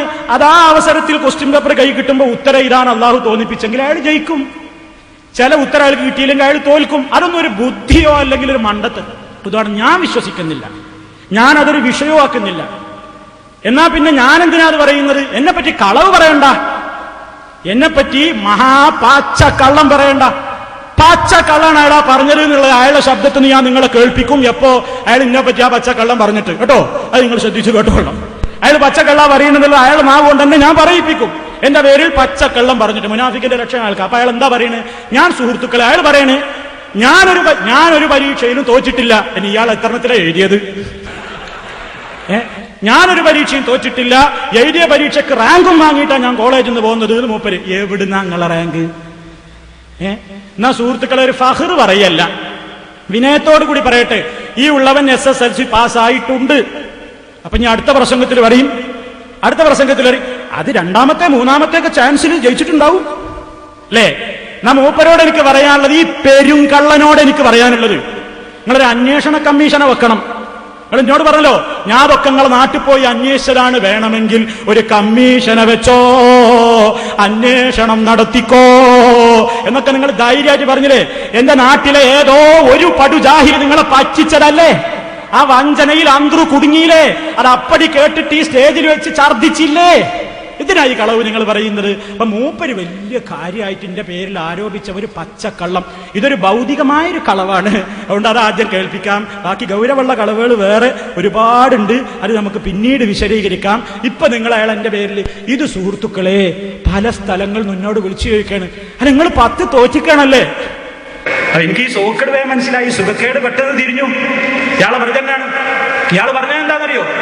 ഈ കള്ളത്തരം എല്ലായിടത്തും പ്രചരിപ്പിക്കണം എന്നാണ്. അതുകൊണ്ട് സുഹൃത്തുക്കൾ, അത് വലിയൊരു വിഷയമായിട്ടല്ല, പക്ഷെ എത്ര ആളുകളെ അയാളത് പറഞ്ഞു പറ്റിച്ചു. എനിക്കതിലൊരു വിഷമുണ്ടായിട്ടില്ല, പക്ഷെ ഒരു കളവ് പറയരുത്. ഞാൻ പറഞ്ഞല്ലോ, 10ാം ക്ലാസ് തോറ്റോരൊക്കെ മണ്ടന്മാരാണ്, ജയിച്ചോരൊക്കെ വലിയ ബുദ്ധിമാന്മാരാണ്, എനിക്ക് അഭിപ്രായമല്ല. പക്ഷെ നുണ എന്റെ പേരിൽ പറയുന്നത് എന്തിനാ? അത് മാത്രമേ ഞാൻ നിങ്ങളെ ഈ അവസരത്തിൽ കേൾപ്പിക്കുന്നുള്ളൂ. കേട്ടോളൂ നിങ്ങളുടെ പ്രശ്നം. SSLC പഠിക്കുമ്പോൾ തോറ്റുപോയത് ഞാൻ എന്റെ ജീവിതത്തിൽ പരീക്ഷയിൽ അല്ലാതെ തോറ്റിട്ടില്ല. അവസാനം റാഗം വാങ്ങിയിട്ടാണ് ഞാൻ കോളേജിൽ നിന്ന് ഇറങ്ങിയത്. എത്ര ഇയാൾ എഴുതിയത്? ഇയാൾ വല്ലതും എഴുതിയിട്ടുണ്ടെങ്കിലല്ലേ? ആ കേൾപ്പിച്ചോളൂ. SSLC തോറ്റതല്ലേ? തലച്ചോറില്ലാഞ്ഞിട്ടല്ലേ? തലച്ചോറ് വേണോ? വെറുതെയല്ല പറയുന്നത്. ഇനി സെലഫികളൊക്കെ പോയിട്ടൊരു അന്വേഷണം നടത്തട്ടെ. പേരോട് പറഞ്ഞത് ഇപ്പറഞ്ഞതൊക്കെ ശരിയോ തെറ്റോ, ഒരന്വേഷണം നടത്തേണ്ട. വേണമെങ്കിൽ ഒരു കമ്മീഷനെ വെക്കാം. വെച്ചോളൂ, കമ്മീഷനെ വെച്ചോളൂ. വെച്ചിട്ട് ഈ അന്ത്രൂന്റെ തൊലി പൊളിച്ചോളൂ. യാതൊരു വിരോധമല്ല. അപ്പൊ എന്റെ നാട്ടിലെ ഒരു പടുജാഹിൽ ഇയാളെ പറ്റിച്ചു. ഇയാൾ അതിൽ പറ്റിക്കപ്പെട്ടു. പാവം സാധു മിസ്കീൻ അല്ലേ? മാത്രല്ല ഇയാൾ എന്താ എഴുതിയ പരീക്ഷയ്ക്ക് റാങ്ക് വാങ്ങിയിട്ട്. എന്നാ ഞാനും പറഞ്ഞുതരാം, കിബർ വരെയല്ല. 1985 കാലിക്കറ്റ് യൂണിവേഴ്സിറ്റി സ്റ്റേറ്റ് ലെവലിൽ നടത്തുന്ന അഫ്ദലുൽ ഉലമാ പരീക്ഷയിലെ റാങ്കും വാങ്ങിയിട്ടാ ഈ ഉള്ളവനും പുറത്തിറങ്ങിയത്. അറിയോ? നിങ്ങൾ പരിശോധിച്ചോ? യൂണിവേഴ്സിറ്റിയിൽ പോയിട്ട് അന്വേഷണ കമ്മീഷനെ വെക്ക്. ഇയാൾ 10ാം ക്ലാസ്സിൽ എത്ര മാർക്കോടുകൂടി വിജയിച്ചു? ഇനി മാർക്കാതർക്കം അടുത്തിൽ പണിയാവും കാണിച്ചു തരാം അല്ലേ? അത് സ്ക്രീനിൽ കാണിക്കേണ്ട മണ്ടത്തരം എനിക്കില്ലാത്തതുകൊണ്ട് ഞങ്ങൾ അന്വേഷണ കമ്മീഷനെ വെച്ചിട്ട് ധൈര്യം ഉണ്ടെങ്കിൽ ഇവിടെ വന്നിട്ട് പറ. ഈ പച്ചക്കള്ളം പറയുന്നത് ഇതാ ഹദ്ദസ കദബ, സംസാരിച്ചോ കള്ളം പറയും, സംസാരിച്ചോ കള്ളം പറയും. ഇതാർക്കാണ് ചേരുകാന്ന് മനസ്സിലായില്ലേ സുഹൃത്തുക്കളെ? ഇതേ രൂപത്തിൽ എത്ര കളവ് ഇയാൾ പറഞ്ഞു. ഇതിന് കിതാബോധനോ? എന്റെ നാട്ടിന്റെ ഭാഗത്ത് കൂടി പോകുന്നുണ്ടെങ്കിൽ അവിടെ നിന്ന് ഇറങ്ങിയിട്ട് ചോദിച്ചാ പോരെ? അല്ലെങ്കിൽ എന്റെ നാട്ടിലെ ഫോൺ നമ്പർ അന്വേഷിച്ചാൽ അവിടെ പോയി ചോദിച്ചാൽ അറിയില്ലേ? ഈ രൂപത്തിൽ എന്തിനാ ഇയാൾ കള്ളം പറയണം? അപ്പോ സത്യം പറഞ്ഞാ ഒന്നും നടക്കൂല എന്ന് മൂപ്പരിക്കറിയാം. അപ്പൊ നോണ പറഞ്ഞ് ഇയാളെ വ്യക്തിപരമായി തേജോവധം ചെയ്ത അഞ്ഞ് ഇയാൾ ഇങ്ങോട്ട് ഇറങ്ങൂല എന്നാ വിചാരിച്ച്. ആ പൂതി അവിടെ മനസ്സിലിരുന്നോട്ടെ. അന്ത്രൂ പ്രത്യേകമായി ഓർമ്മപ്പെടുത്തുന്നു.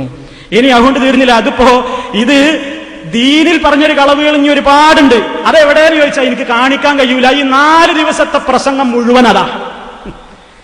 ഏതാണ്ട് അയാൾ ഓതിയ ചില ആയത്തു ഹദീസ് ഒഴികെ 4 ദിവസത്തിലെ എല്ലാ വിഷയങ്ങളും ഹദ്ദസ കദബ എന്നുള്ളതിനുള്ള തെളിവുകൾ. അതുകൊണ്ട് അത് ഓരോന്നോരോന്ന് കാണിക്കാൻ കഴിയും. ഒക്കെ തന്നെ പിന്നീട് ഇൻഷാ അല്ലാഹ് ഓരോന്നോരോന്നായി കാണിക്കാം.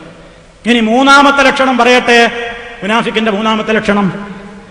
മൂന്നാമത് റസൂലുള്ള പറയുന്നത് വൈദാ അഹദ ഗദറ, കരാർ പറഞ്ഞാൽ ഉടമ്പടി ചെയ്താൽ ലംഘിക്കും. കണ്ടോ? കരാർ ചെയ്താൽ ഉടമ്പടി ചെയ്താൽ ലംഘിക്കും. അയാൾ ഈ കൂടിയ ആളുകളോടൊക്കെ ഒരു ഉടമ്പടി പറഞ്ഞു. എന്താ? ഈ സലഫി മൗലവി ചീത്ത പറയുന്ന ആളാണ്, ഞാൻ ചീത്ത പറയൂല, തെറി പറയൂല എന്ന് ഇയാള് ഒരു പച്ച കള്ളവും അതോടൊപ്പം ഈ കൂടിയ ആളുകളുടെയൊക്കെ മുമ്പിൽ ഒരു കരാറും. ഞാൻ അങ്ങനെ ഒന്നും പറയൂലേ, ഞാൻ സ്വാലിഹായ വർത്തമാനം മാത്രമേ പറയുള്ളൂ, കാരണം എന്റെ നാവയിന് പറ്റൂല, ഞാൻ വളരെ നല്ലവനാണ്, ഞാൻ മഹാനവറുകളാണ് എന്നൊക്കെ തോന്നുന്ന നിലക്ക് മുമ്പര് പറഞ്ഞിട്ടുണ്ട്. അതുകൊണ്ട് ഞാൻ ചീത്ത പറയൂല, തെറി പറയൂല എന്നുള്ള ആ കരാറാണ് കൽപ്പിക്കാൻ പോകുന്നത്. നല്ല ക്ഷമ നിങ്ങൾ കാണിക്കുക. കാരണം ഞാൻ ചീത്ത പറയുകയില്ല, ഞാൻ തെറി പറയുകയില്ല, ഞാൻ അനാവശ്യം സംസാരിക്കില്ല. നല്ല ക്ഷമ നിങ്ങൾ കാണിക്കുക. കാരണം ഞാൻ ചീത്ത പറയുകയില്ല, ഞാൻ തെറി പറയുകയില്ല, ഞാൻ അനാവശ്യം സംസാരിക്കില്ല. ഇപ്പൊ ഇയാൾ വിളിക്കുന്നതൊക്കെ നല്ല സാലിഹായ വർത്താനം, ദജ്ജാല്, കെസാബ് പോലെയുള്ള കുറച്ച് തെറികൾ സാമ്പിളിന് വേണ്ടി. ഒരുപാട് തെറികളുണ്ട്, അതിനൊരു സാമ്പിളിന് വേണ്ടി 1-2 കേട്ടോളൂ. എന്താ സാധനം? ആടിയെല്ലാം കണ്ടാലും ബ്രഷാക്കാൻ പറ്റൂ. താടി അതും മനസ്സിലായില്ലേ? കുന്തത്തിനൊരു താടി. എന്തൊരു തെച്ചാല്! എന്താ വർത്താനം! നല്ല സാലിഹായ വിളിയാ വിളിക്കുന്നേ, തെറിയൊന്നുമല്ല. എന്തൊരു തെച്ചാല് പഠിച്ചവനെ മസീദ് തെച്ചാൽ ഇയാൾ തന്നെ ആയിരിക്കും. ഇയാൾ തന്നെ ഇരിക്കോ? ആ, ഇത്തരം വൃത്തികെട്ടൊരു സാധനം, ഇത്തരം വൃത്തികെട്ടൊരു സാധനം. ആര്? ഉളുപ്പില്ലേ? ഉളുപ്പില്ലേ? എന്താ ഇങ്ങനെ കെസാബായി പോയത്? എന്താ ഇങ്ങനെ കെസാബായി പോയത്? എന്താ ഇങ്ങനെ കെസാബായി പോയത്? ഇതല്ലേ നമുക്ക് ചോദിക്കാള് അല്ലേ? അത് ഈ ദജ്ജാലുകളുടെ ഒക്കെ ഏറ്റവും വലിയ ടോപ്പ് നേതാവാണ്. അതല്ലേ പറഞ്ഞത്? അതാ ഞാൻ ചോദിച്ചു, എന്തും വയറ്റിലാക്കിയിട്ടാ വന്നത്? എന്തും വയറ്റിലാക്കിയാ വന്നത് എന്നാ അവസാനത്തെ ചോദ്യം. തിരിഞ്ഞില്ലേ? എന്തും വയറ്റിലാക്കിയാ വന്നത് നിങ്ങളോടാ ചോദിക്കുന്നത്. എന്തും വയറ്റിലാക്കിയാ വന്നത് എന്നാ ചോദ്യം. മനസ്സിലാക്കണം. കാരണം എന്താണെന്നറിയോ? കാരണം ഞാൻ മുമ്പൊരിക്കൽ ഇവിടെ വായിച്ചിരുന്നു. എന്ത്? മദ്യം പള്ളിയിലേക്ക്, സഖാഫി നാട്ടിലേക്ക്. മിണ്ടിയോ നിങ്ങള്? എന്തേ നിങ്ങൾ മറുപടി പറയാഞ്ഞത്? ഞാൻ വായിച്ചിരുന്നില്ലേ? മദ്യം പള്ളിയിലേക്ക്, സഖാഫി നാട്ടിലേക്ക്. കാമിലി സഖാഫി, നിങ്ങളെ കൂടെ മർക്കസിൽ പഠിച്ച കാമിലി ബിരുദമെടുത്തിട്ടുള്ള ഒരു സഖാഫി പള്ളിയിലേക്ക് ഒരു വ്യക്തിയെ കൊണ്ട് കള്ളു കൊണ്ടുവരിപ്പിച്ച് കുടിച്ച അതിന്റെ പേരിൽ പള്ളിയിൽ നിന്ന് പുറത്താക്കിയത് ഏതെങ്കിലും വാറോലയിലല്ല, സുന്നി അഫ്കാർ എന്ന ഔദ്യോഗിക വാരികയിൽ കൃത്യമായി വന്നിട്ടില്ലേ? നിങ്ങൾക്ക് നിഷേധിക്കാൻ കഴിയോ? അപ്പൊ മൂപ്പര് കിടക്കാവോ ഓർമ്മ? എന്തും ബൈക്കിലാക്കിയ വന്നത് എന്നാ ചോദിക്കുന്നത്.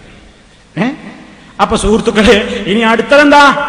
മൂപ്പരൊന്നും പറയൂല. പിന്നെ പറഞ്ഞല്ലോ, തെറി പറയും തെറ്റിയാൽ. അത് നമ്മളോടല്ല, നമ്മളോട് പണ്ടേ തെറ്റില്ല. പിന്നെ ഈ കൂടെ നിന്നിരുന്ന കുറച്ച് ആൾക്കാരോട് മൂപ്പര് തെറ്റിയല്ലോ, അങ്ങനെ മറ്റേ ഗ്രൂപ്പായാലോ, അപ്പൊ പിണങ്ങിയാൽ തെറി പറയും. അതാ നാലാമത്തെ സ്വഭാവം. മൂപ്പരെന്നെ പറയട്ടെ. പിന്നെ മുനാഫിക്കിന്റെ ലക്ഷണം എന്താണ്? തെറ്റിയാ തോന്നിവാസം പറയും. തെറ്റിയാൽ തോന്നിവാസം പറയും. നമ്മളോട് പണ്ടേ തെറ്റില്ല. അപ്പൊ പിന്നെ ആരെക്കുറിച്ചാ പറയണത്? EK അബൂബക്കർ മുസ്ലിയാർ. അദ്ദേഹം ഇപ്പൊ മരിച്ചുപോയി. ഇപ്പൊ നേതൃത്വം കൊടുക്കുന്നത് ചെറുശ്ശേരിയും അതേപോലെ തന്നെ കാളമ്പാടി മുസ്ലിയാരുമാണ്. അപ്പൊ ഇവര് സാധാരണ ആ സംസ്ഥാനവരുടെ നേതാക്കന്മാരൊക്കെ സ്റ്റേജ് എന്ന് പറയല കാള സംസ്ഥാന. കാളമ്പാടിയെ പരിഹസിച്ചുകൊണ്ട് കാള സംസ്ഥാനം അവർ പറയാറുള്ളത്. നിഷേധിക്കാൻ കഴിയുമെങ്കിൽ നിഷേധിക്കട്ടെ. ഞാനിവിടെ സുന്നി പണ്ഡിതന്മാരെ സമസ്തക്കാരെ കാളകളാക്കി, നാഗൂർ കാളയാക്കി, കുഞ്ഞാടുകളാക്കി എന്നൊക്കെ പറഞ്ഞിട്ട് ഇവിടെ വികാരം കൊള്ളിച്ചില്ലേ? നിങ്ങളാണ് കാളകളാക്കിയത്. നിങ്ങൾ എന്താണ് മറുപക്ഷത്തുള്ള വിഘടിത വിഭാഗം എന്ന് നിങ്ങൾ പറയുന്ന EK വിഭാഗം സമസ്തയെ പറ്റി നിങ്ങൾ എന്താ എഴുതിയത്? ഇവിടെ വന്നപ്പോ മൂപ്പർക്ക് ശംസുൽ ഉലമാന്ന് പറയുമ്പോഴേക്ക് ഇങ്ങനെ ഒരിക്കുക, ഇടക്കിങ്ങനെ തുടക്കും. അത്രയും സ്നേഹ, അത്രയും സ്നേഹാണ് മൂപ്പർക്ക്. അതുപോലെ തന്നെ ഖുത്ബി മുഹമ്മദ് മുസ്ലിയാർ ശംസുൽ ഉലമ കീഴന ഓറ് എന്ന് പറയുമ്പോഴേക്ക് തുടക്കും. അത്രയും സ്നേഹ. സദഖത്തുള്ള മൗലവി എന്ന് പറയുമ്പോഴേക്ക് മൂപ്പർക്ക് ഇങ്ങനെ കോൾമയൂര് കൊള്ളും. അത്രയും സ്നേഹ. ആരെ പറ്റിക്കാനാ പേരോടേത്? ഇത് നാദാപുരല്ലേ? നിങ്ങൾക്ക് മനസ്സിലായിട്ടില്ലേ? മൂപ്പര് പറയണ്, ഞങ്ങൾ നാദാപുരത്തുകാരും മാന്യന്മാരാണ്, ഞങ്ങൾ സൽക്കരിച്ചേ വിടൂന്ന്. എപ്പ പറയില്ല ഇൻഷാ അല്ലാഹ്. ഇവിടുന്ന് സൽക്കാരം കിട്ടിയ റിപ്പോർട്ടൊക്കെ എന്റെ കയ്യിലുണ്ട്. പേരോട്ട അന്ത്രു എന്നെ കൊണ്ടത് പറയിപ്പിക്കരുത്. നാദാപുരത്തുകാർ നിങ്ങളെ നന്നായി സൽക്കരിച്ച് വിട്ട റിപ്പോർട്ടൊക്കെ എന്റെ കയ്യിലുണ്ട്. വേണ്ടി വന്നാൽ ഇൻഷാ അല്ലാഹ് ഞാനത് കാണിക്കും. ഇപ്പൊ ഞാൻ പറയണ എന്താ അറിയോ? മൂപ്പര് പറയാണ്, സലഫി ഇവിടെ വന്നിട്ട് ഞങ്ങളെ തമ്മിൽ തെറ്റിക്കാൻ നോക്കാണ്. ഞാൻ തെറ്റിക്കണോ നിങ്ങളെ? ഞാനാണോ തെറ്റിച്ചത്? നിങ്ങൾ എന്താണ് പണ്ഡിതന്മാരെ സംബന്ധിച്ച് പറഞ്ഞത്? നിങ്ങൾ എന്നെ പറ്റി പറഞ്ഞത് എന്താ? ഞാൻ സമസ്തന്റെ ആലിനീങ്ങളൊക്കെ മൂരിന്ന് വിളിച്ചു, കാളാന്ന് വിളിച്ചു, അല്ലേ? ഭ്രാന്തന്മാരാക്കിയെന്നല്ലേ? നിങ്ങൾ എന്താ എഴുതിയത്? നിങ്ങൾക്ക് നിഷേധിക്കാൻ കഴിയോ? നിങ്ങളുടെ സംസ്കാരമൊന്ന് ഈ നാട്ടിലെ EK വിഭാഗം ആളുകളൊന്ന് കേൾക്കട്ടെ, ഇവിടുത്തെ സമസ്തക്കാരൊന്ന് അറിയട്ടെ. നിങ്ങളുടെ മുമ്പിൽ ഒന്ന് 4 ദിവസം നിങ്ങളെ പറ്റിക്കാൻ വേണ്ടി നിങ്ങളൊക്കെ ഞങ്ങളാളാന്ന് പറഞ്ഞില്ലേ? അത് പേരോടനെ നാദാപുരത്തുകാരുടെ സ്വഭാവം അറിയാ. ആ രൂപത്തിൽ സ്വഭാവം അറിയാവുന്നത് കൊണ്ട് ഇവിടെ വന്നപ്പോ ഒന്ന് മയക്കി സംസാരിക്കുക. എന്താ പൊട്ടന്മാരാ ഇവിടെയുള്ള ആളുകളൊക്കെ? നിങ്ങളെ തിരിയൂലേ ഇവിടെയുള്ള ആളുകൾക്കൊക്കെ? നിങ്ങളെ തനിതരം അറിയൂലേ? നിങ്ങളൊരു പുതിയ ഒരു മൂടുപടം വെച്ചുകൊണ്ട് ഇവിടെ ഒന്ന് പ്രസംഗിക്കേ. നിങ്ങൾ ആ മൂടുപടം വലിച്ചു കീറാൻ പോവുകയാണ്. നിങ്ങൾ എന്താണ് മറ്റേ വിഭാഗം പണ്ഡിതന്മാരെ കുറിച്ച് എഴുതിയത്? ഞാനൊന്ന് കേൾപ്പിക്കാം, ശ്രദ്ധിച്ചു കേട്ടോ. സുന്നി വോയിസിലാണ് എഴുതിയത് കേട്ടോ. സുന്നി വോയിസിൽ എഴുതിയത് കൃത്യമായി തന്നെ എടുത്തുദ്ധരിക്കേണ്. സത്യധാര എന്ന് പറയുന്ന മറുപക്ഷത്ത് വിഭാഗത്തിന്റെ ആളുകളുടെ മാസിക സങ്കടത്തോടുകൂടി അവരെഴുതുകയാണ്. പെരും നുണ കാച്ചുന്ന പെരുച്ചാഴികൾ. നല്ല വർത്താന. ആരും മുജാഹിദീങ്ങളല്ല. ശംസുൽ ഉലമാ എന്ന് പേര് പറയുന്ന ഇ കെ അബൂബക്കർ മുസ്ലിയാരും കണ്ണിയത്തുമൊക്കെ നേതൃത്വം കൊടുത്തിരുന്ന സമസ്തയെ പറ്റി എഴുതിയതാ. ഇവിടെ കണ്ണിയത്ത് എന്ന് പറയുമ്പോൾ ഇങ്ങനെ എന്തേരുന്നു വലിയ ബഹുമാനം. കണ്ണിയത്തിന് ഉപ്പും ചാക്കിന് ആക്ഷേപിച്ചവരല്ലേ നിങ്ങൾ? അത്തും കുത്തും പറയുന്ന ആളാണ് ആക്ഷേപിച്ചവരല്ലേ നിങ്ങൾ? ശംസുൽ ഉലമയെ ശംസുൽ ഒലക്ക എന്ന് പറഞ്ഞവരല്ലേ നിങ്ങൾ? അല്ലേ? ജനറൽ മുനാഫിക്ക് എന്ന് എഴുതിയവരല്ലേ നിങ്ങൾ? മലപ്പുറം ജില്ല മൊത്തത്തിൽ ജാമൂസുകളുടെ ജില്ലയാണെന്ന് എഴുതിയവരല്ലേ നിങ്ങൾ? എന്താ ജാമൂസ് എന്ന് പറഞ്ഞാൽ പോത്ത് എന്നല്ലേ? നിങ്ങൾ ഞങ്ങളെ കൊണ്ട് വായിപ്പിക്കണോ? ഞങ്ങളാണോ നിങ്ങളെ കാളകളാക്കിയത്? ഞങ്ങളാണോ വിഘടിത മൂരിയിൽ എഴുതിയത്? കേട്ടോളൂ, ശ്രദ്ധിച്ചോളൂ. ഇത് വായിക്കാൻ താല്പര്യം ഉണ്ടായിട്ടല്ല, പക്ഷെ നിങ്ങൾ 4 ദിവസം ഇവിടെ വന്നിട്ട് തെറ്റിദ്ധരിപ്പിച്ചിട്ടുണ്ട്. ആ തെറ്റിദ്ധാരണ നിങ്ങൾ ലോകമാകെ CD വെച്ച് പ്രചരിപ്പിച്ചിട്ടുണ്ട്. കേൾക്കട്ടെ ജനങ്ങൾ നിങ്ങളുടെ സംസ്കാരം, മനസ്സിലാക്കട്ടെ ആളുകൾ നിങ്ങളുടെ കാഴ്ചപ്പാട്. കേട്ടോളൂ. പെരും നുണ കാച്ചുന്ന പെരുച്ചാഴികൾ, സത്യത്തിന്റെ കണികലവലേശം കണി കാണാൻ കഴിയാത്ത കുരുട്ടു ബുദ്ധികൾ, മതത്തിന്റെ മഹനീയ ആദർശങ്ങളെ പച്ചയായി നിന്ന് വ്യഭിചരിച്ച സമാന്തര സന്തതികൾ. നല്ല വാക്കുകളല്ലേ? സർവ തോന്യാസങ്ങൾക്കും കുടപിടിക്കുന്ന മുട്ടാളവർഗം, ഛർദിച്ചത് പച്ചയോടെ വിഴുങ്ങാൻ അറപ്പും ഉളുപ്പുമില്ലാത്ത 8 മമ്മൂഞ്ഞുകൾ. സമൂഹത്തിൽ ഇത്തരം മുട്ടാളവർഗത്തിന്റെ വളർച്ച കമ്മ്യൂണിസ്റ്റ് അപ്പ പോലെ വേരുപിടിച്ചിരിക്കുന്നു. ഒരിക്കലും തടുക്കാനോ നിയന്ത്രിക്കാനോ കഴിയാത്ത വിധം വിപത്ത് സമൂഹത്തെ ഗ്രസിച്ചിരിക്കുന്നു. മഹിതമെന്നും മഹത്വമെന്നും കരുതി മുസ്ലിം ലോകം ആദരിച്ച, അനുഭവിച്ച, അനുഷ്ഠിച്ച, അംഗീകരിച്ച സർവമൂല്യങ്ങളെയും തകർത്താൻ ഈ മണ്ടപ്പരിശകളുടെ എഴുന്നള്ളത്ത്. ഇനി കേട്ടോ, പബ്ലിസിറ്റിക്ക് വേണ്ടി വേശ്യയെപ്പോലും നാണിപ്പിക്കും വിധം ചാരിത്ര്യം പ്രസംഗിക്കുന്നവർ, മുഴുക്കുടിയന്മാരെ പിന്നിലാക്കും വിധം ആട്ടം കൊള്ളുന്നവർ, അസൂയയുടെ, അഹന്തയുടെ, നൈരാശ്യത്തിന്റെ, അസഹിഷ്ണുതയുടെ സമാന്തരികൾ, ആണും പെണ്ണും തിരിച്ചറിയാത്ത മൂരാച്ചികൾ, മതത്തിന്റെ പേരിൽ ബുദ്ധിജീവി നാട്യം കെട്ടുന്ന അഭിനേത്രികൾ, പ്രസ്ഥാനത്തിന്റെ പേരിൽ പിടിച്ചു തൂങ്ങാൻ വ്രതാശ്രമിക്കുന്ന വവ്വാലുകൾ, സുന്നിസത്തിലെ ഇത്തിക്കണ്ണികൾ. കിട്ടില്ലേ? മദ്ഹ അല്ലേ? ശംസുൽ ഉലമ ഇ കെ അബൂബക്കർ മുസ്ലിം, അല്ലാഹു അദ്ദേഹത്തിന്റെ ഖബർ സന്തോഷത്തിലാക്കട്ടെ എന്ന് ഇവിടുന്ന് ടക്കടക്ക് കാപ്പട്യം തകർന്നിരുന്നില്ലേ? അന്ത്രു തകർന്നില്ലേ? ആ വിഭാഗത്തെ അല്ലേ കണ്ണിയത്ത് എന്ന് പറയുമ്പോൾക്ക് നിങ്ങൾ അല്ലാഹു അദ്ദേഹത്തെ ഖബറിടം സ്വർഗത്തോപ്പാകട്ടെ എന്ന് ഇവിടെ ഇങ്ങനെ വലിയ സ്നേഹം അഭിനയിച്ചിരുന്നില്ലേ? കാപ്പട്ടിയല്ലേ അത്? അല്ലെ? നിങ്ങൾ ഇപ്പോഴും പറയണ എന്താണ്? കാളസമസ്ത നിങ്ങൾ പറയല് എന്താണ്? ഇപ്പോഴത്തെ സമസ്തന്റെ പ്രസിഡന്റ് കാളമ്പാടിയാണ്. കാളമ്പാടി മുസ്ലിയാർ നേതൃത്വം നൽകുന്ന കാളസമസ്ത എന്നല്ലേ നിങ്ങൾ പറയാല്? പിന്നെ ഞാൻ അവിടുന്ന് കാളാന്ന് വെച്ച് ഈ കാപട്യം നിർത്തണം. ആദ്യം ഞങ്ങളെ കൊണ്ട് കൂടുതൽ പറയിപ്പിക്കരുത്. ഇനിയും കേട്ടോ, നിങ്ങളുടെ മാസികയിൽ കേട്ടോ, എന്താ കേട്ടോളൂ, വിഘടിത മൂരികൾക്ക് പിടിച്ചിരിക്കുന്നത് സാക്ഷാൽ ഭ്രാന്താണ്. ആരാ മൂരി?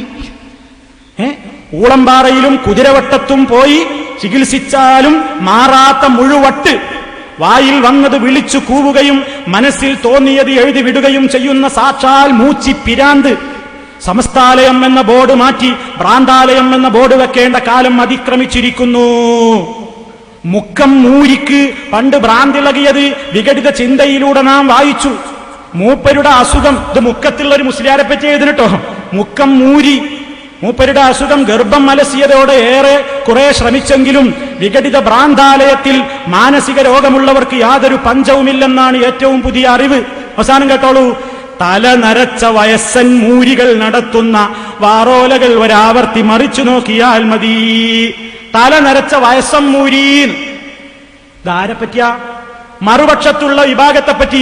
ഇതാ പറഞ്ഞതെന്ത്?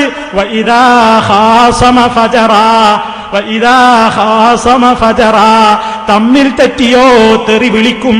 ഇത് ഞങ്ങളുടെ സ്വഭാവമല്ല, അങ്ങോട്ടാണ് ചേരുന്നത് എന്ന് ഓർമ്മപ്പെടുത്തുന്നു. ഇനി സുഹൃത്തുക്കളെ, ഇയാൾ വേറെന്റെ പേരിൽ പറഞ്ഞൊരു പച്ചക്കള്ളം. എന്താ പച്ചക്കള്ളം എന്നറിയോ? സലഫി അല്ലാഹുവിന്റെ റസൂലുള്ളാനെ കാളാന്ന് വിളിച്ചു. ഞാൻ റസൂലുള്ളാനെ കാളാന്ന് വിളിച്ചു. മുഹമ്മദ് മുസ്തഫ സല്ലല്ലാഹു അലൈഹി വസല്ലമിന് വേണ്ടി, അവിടുത്തെ ആദർശത്തിന് വേണ്ടി ഇൻഷാ അല്ലാഹ് മരണം വരെയും ശബ്ദിക്കണം എന്ന് നിയ്യത്ത് വെച്ചുകൊണ്ട് നടക്കുന്ന ഈ ഉള്ളവൻ അള്ളാഹുവിന്റെ റസൂലിനെ കാളയാക്കി എന്ന് പറഞ്ഞാൽ അത് നിങ്ങളുടെ കുഞ്ഞാടുകൾ വരെ സ്വീകരിക്കുന്നതല്ല. പേരോടെ ഞാൻ റസൂലുള്ളാഹിനെ കാളയാക്കിന്ന്. എന്താ ഇതിനാൾ കാരണം പറഞ്ഞത്?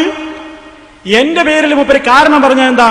ഞാനിവിടെ പറഞ്ഞു, ഞാനിങ്ങനെ കിബിർ കാണിക്കുന്ന ആളല്ല.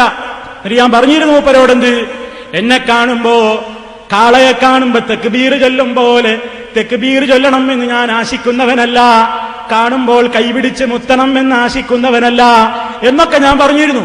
അത് മൂപ്പര് പറയണത് കണ്ടോ റസൂലുള്ളാഹിനെ കാളയാക്കി. മൂപ്പരും റസൂലുള്ളാഹിയും തമ്മിലുള്ള ഒരു സാമ്യം എന്താ യോജിപ്പ് എന്നറിയോ? അന്ത്രും അള്ളാഹുവിന്റെ റസൂലും തമ്മിൽ അല്ലേ? നിങ്ങൾക്ക് ഫിറ്റ് അപ്പുറത്ത് മക്കത്തൊരു അബൂന്ന് തുടങ്ങുന്ന ഒരാളില്ലേ, ഇപ്പുറത്ത് ജഹ്ലൂന്നില്ലേ? അയാളല്ലേ നിങ്ങൾക്ക് ഫിറ്റ്? അള്ളാഹുവിന്റെ റസൂലിനോടൊപ്പം ചേർത്ത് പറയാൻ നിങ്ങളെ പറ്റുമോ?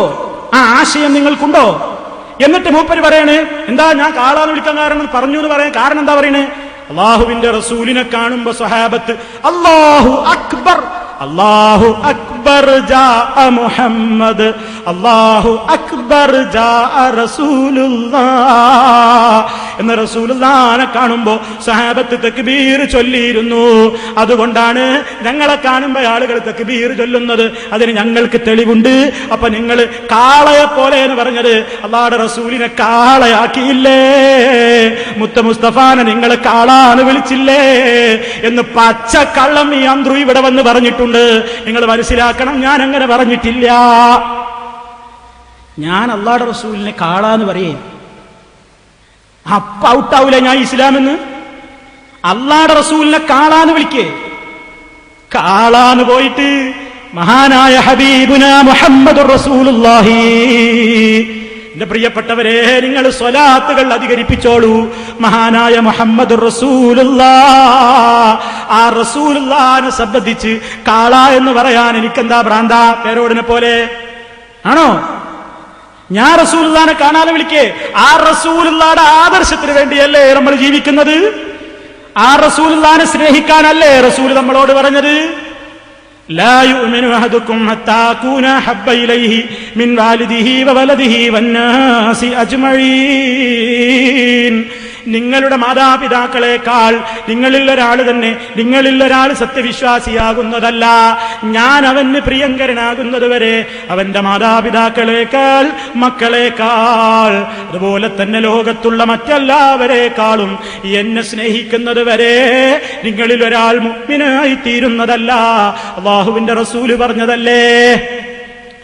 ആ റസൂലുള്ളാഹിയുടെ സ്വഭാവം സ്വീകരിക്കുന്ന ആളുകളല്ലേ? അല്ലാഹുവിന്റെ റസൂലിനെ സംബന്ധിച്ചിടത്തോളം അല്ലാഹുവിന്റെ റസൂല് നമ്മളോട് ഏതൊരു കാര്യത്തിലും അവിടുന്ന് എല്ലാ സ്വഭാവവും തികഞ്ഞൊരു വ്യക്തിത്വമായിരുന്നല്ലോ. തഖല്ലഖ ബിൽ കിതാബി വമാ ഹവാഹു فمعناه تولح واستبانا مثال للفضائل في علاه وشمس نورها غمر الزمانا. അള്ളാഹുവിന്റെ റസൂലിന്റെ സ്വഭാവം ഖുർആനായിരുന്നു. ആ ഖുർആനിൽ പറഞ്ഞ എല്ലാ ആശയങ്ങളും റസൂലുള്ളാഹിയുടെ ജീവിതത്തിൽ ഉണ്ടായിരുന്നു. അവിടുന്ന് മിസാലുൻ ലിൽ ഫളായിലി, എല്ലാ ശ്രേഷ്ഠതകൾക്കും അവിടുന്ന് മാതൃകയായിരുന്നു, ഉദാഹരണമായിരുന്നു. ഈ ലോകത്തിന്റെ മുഴുവൻ വെളിച്ചം കാണിക്കാൻ ആ റസൂലുള്ളാഹിയാകുന്ന സൂര്യന്റെ പ്രഭയ്ക്ക് സാധിച്ചിട്ടുണ്ട് എന്ന് വിശ്വസിക്കുന്ന, അത് പ്രചരിപ്പിക്കുന്ന, റസൂലുള്ളാഹിയുടെ ആദർശത്തിന് വേണ്ടി നിലകൊള്ളുന്ന മുജാഹിദ് പ്രസ്ഥാനത്തെയോ അതിന്റെ പ്രവർത്തകന്മാരെയോ തെറ്റിദ്ധരിപ്പിക്കാൻ വേണ്ടി നിങ്ങൾ കാള എന്ന് റസൂലുള്ളാഹിനെ ഞങ്ങൾ വിളിച്ചു എന്ന് പറഞ്ഞിട്ടില്ലേ? പച്ചക്കള്ളമാ നിങ്ങളാ പറഞ്ഞത് എന്ന് ഓർമ്മപ്പെടുത്തുന്നു സുഹൃത്തുക്കളെ. ഇത് നിങ്ങൾ കൃത്യമായി പഠിച്ചു വെച്ചോ. ഇയാൾ എന്താ പറഞ്ഞത്? അള്ളാഹുവിന്റെ റസൂലിനെ പറ്റി നമ്മൾ അങ്ങനെ പറഞ്ഞിട്ടുണ്ടോ? അള്ളാഹുവിന്റെ റസൂലിനെ കണ്ടപ്പോ തക്ബീർ ചൊല്ലി എന്ന് പറഞ്ഞില്ലേ? റസൂലുള്ളാഹിനെ കാണുമ്പോ റസൂലുള്ളാഹി വരുമ്പോഴൊക്കെ വലിയ തക്ബീർ ചൊല്ലിയെന്നോ സഹാബത്ത്? ഞാനെന്താ അങ്ങനെ പറയാൻ കാരണം? അള്ളാഹുവിന്റെ റസൂല് വരുമ്പോഴൊക്കെ നിങ്ങൾ തക്ബീർ ചൊല്ലണമെന്നും നബിയെ കാണുമ്പോൾ എഴുന്നേറ്റ് നിൽക്കണമെന്നും നബി ഒരിക്കലും ആശിച്ചിട്ടില്ല. മാത്രമല്ല, അള്ളാഹുവിന്റെ റസൂല് വരുമ്പോ എഴുന്നേറ്റ് നിൽക്കുന്നത് റസൂലുള്ളാഹിക്ക് വെറുപ്പായിരുന്നു. റസൂലുള്ളാഹി അതിൽ അനിഷ്ടം പ്രകടിപ്പിച്ചിട്ടുണ്ട്.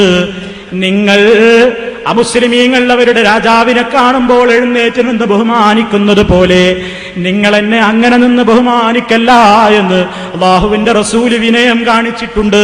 അത്രത്തോളം വിനയത്തിന്റെ ഉടമയാണ് റസൂലുള്ളാഹ്. എത്രത്തോളം എന്നോ, റസൂലുൻ യഹ്മിലുൽ അത്ഫാല ലുത്ഫാ വയജ്അലു ആതിഖൈഹി ലഹും ഹിസാനാ വകം ഖസഫൻ നിആല വഖാത സൗബാ വകം മിൻ ശാതിഹി മലഅൽ ജഫാനാ. അല്ലാഹുവിന്റെ റസൂലിന്റെ വിനയം നോക്കൂ, റസൂലുള്ളാഹിയുടെ വിനയം നോക്കൂ. റസൂൽ എന്ന ഈ ലോകം കണ്ട ഏറ്റവും വലിയ മുത്തുമാണിക്കക്കല്ല് അഷ്റഫുൽ ഖൽഖ് മുഹമ്മദുർ റസൂലുള്ളാഹ്. ആ റസൂലുള്ളാഹി അങ്ങ് കയറി വരുമ്പോ എഴുന്നേൽക്കുന്നത് റസൂലുള്ളാഹി ഇഷ്ടപ്പെട്ടിട്ടില്ല. അല്ലാഹുവിന്റെ റസൂൽ ഒരു മജ്ലിസിൽ ഇരിക്കുമ്പോ, റസൂലൊരു മജ്ലിസിലിരിക്കുന്ന നേരത്ത് ഏതാണ് റസൂലെന്ന് തിരിച്ചറിയാൻ പോലും കഴിയാതെ ഒരു ജാടയും കാണിക്കാത്ത മുത്തുമാണിക്കക്കല്ല് മുഹമ്മദ് റസൂലുള്ളാഹ്.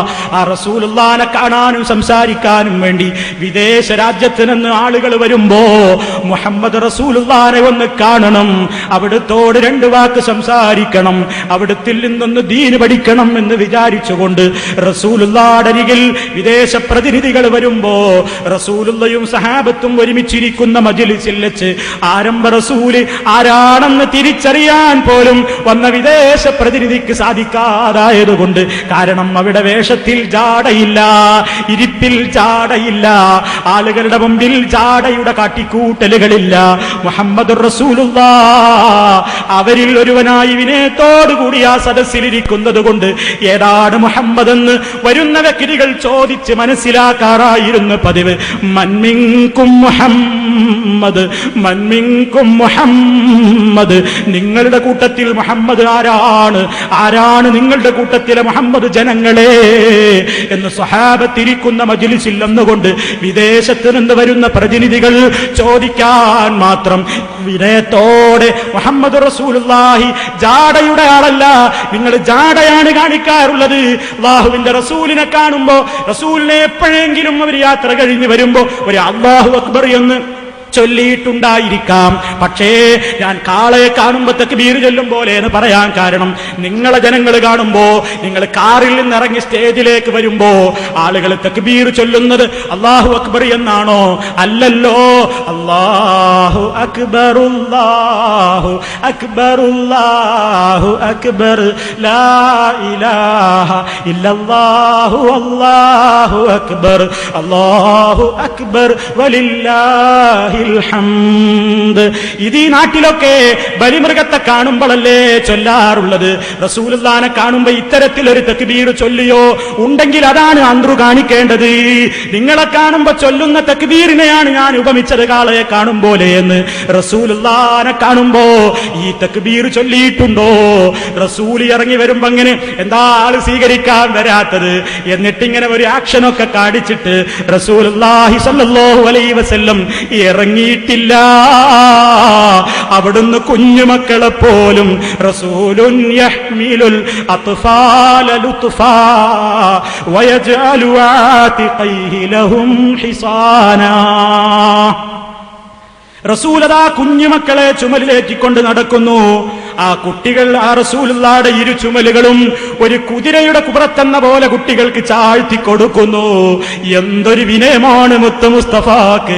വകം ഖസഫൻ നിആല വഖാത സൗബാ വകം മിൻ ശാതിഹി മലഅൽ ജഫാനാ. എത്ര പ്രാവശ്യം റസൂൽ അവിടുന്ന് ധരിച്ച ചെരുപ്പ് തുന്നിയിട്ടുണ്ട്. അവിടുന്ന് ഒരു പൊങ്ങച്ചം കാണിച്ചിട്ടില്ലല്ലോ.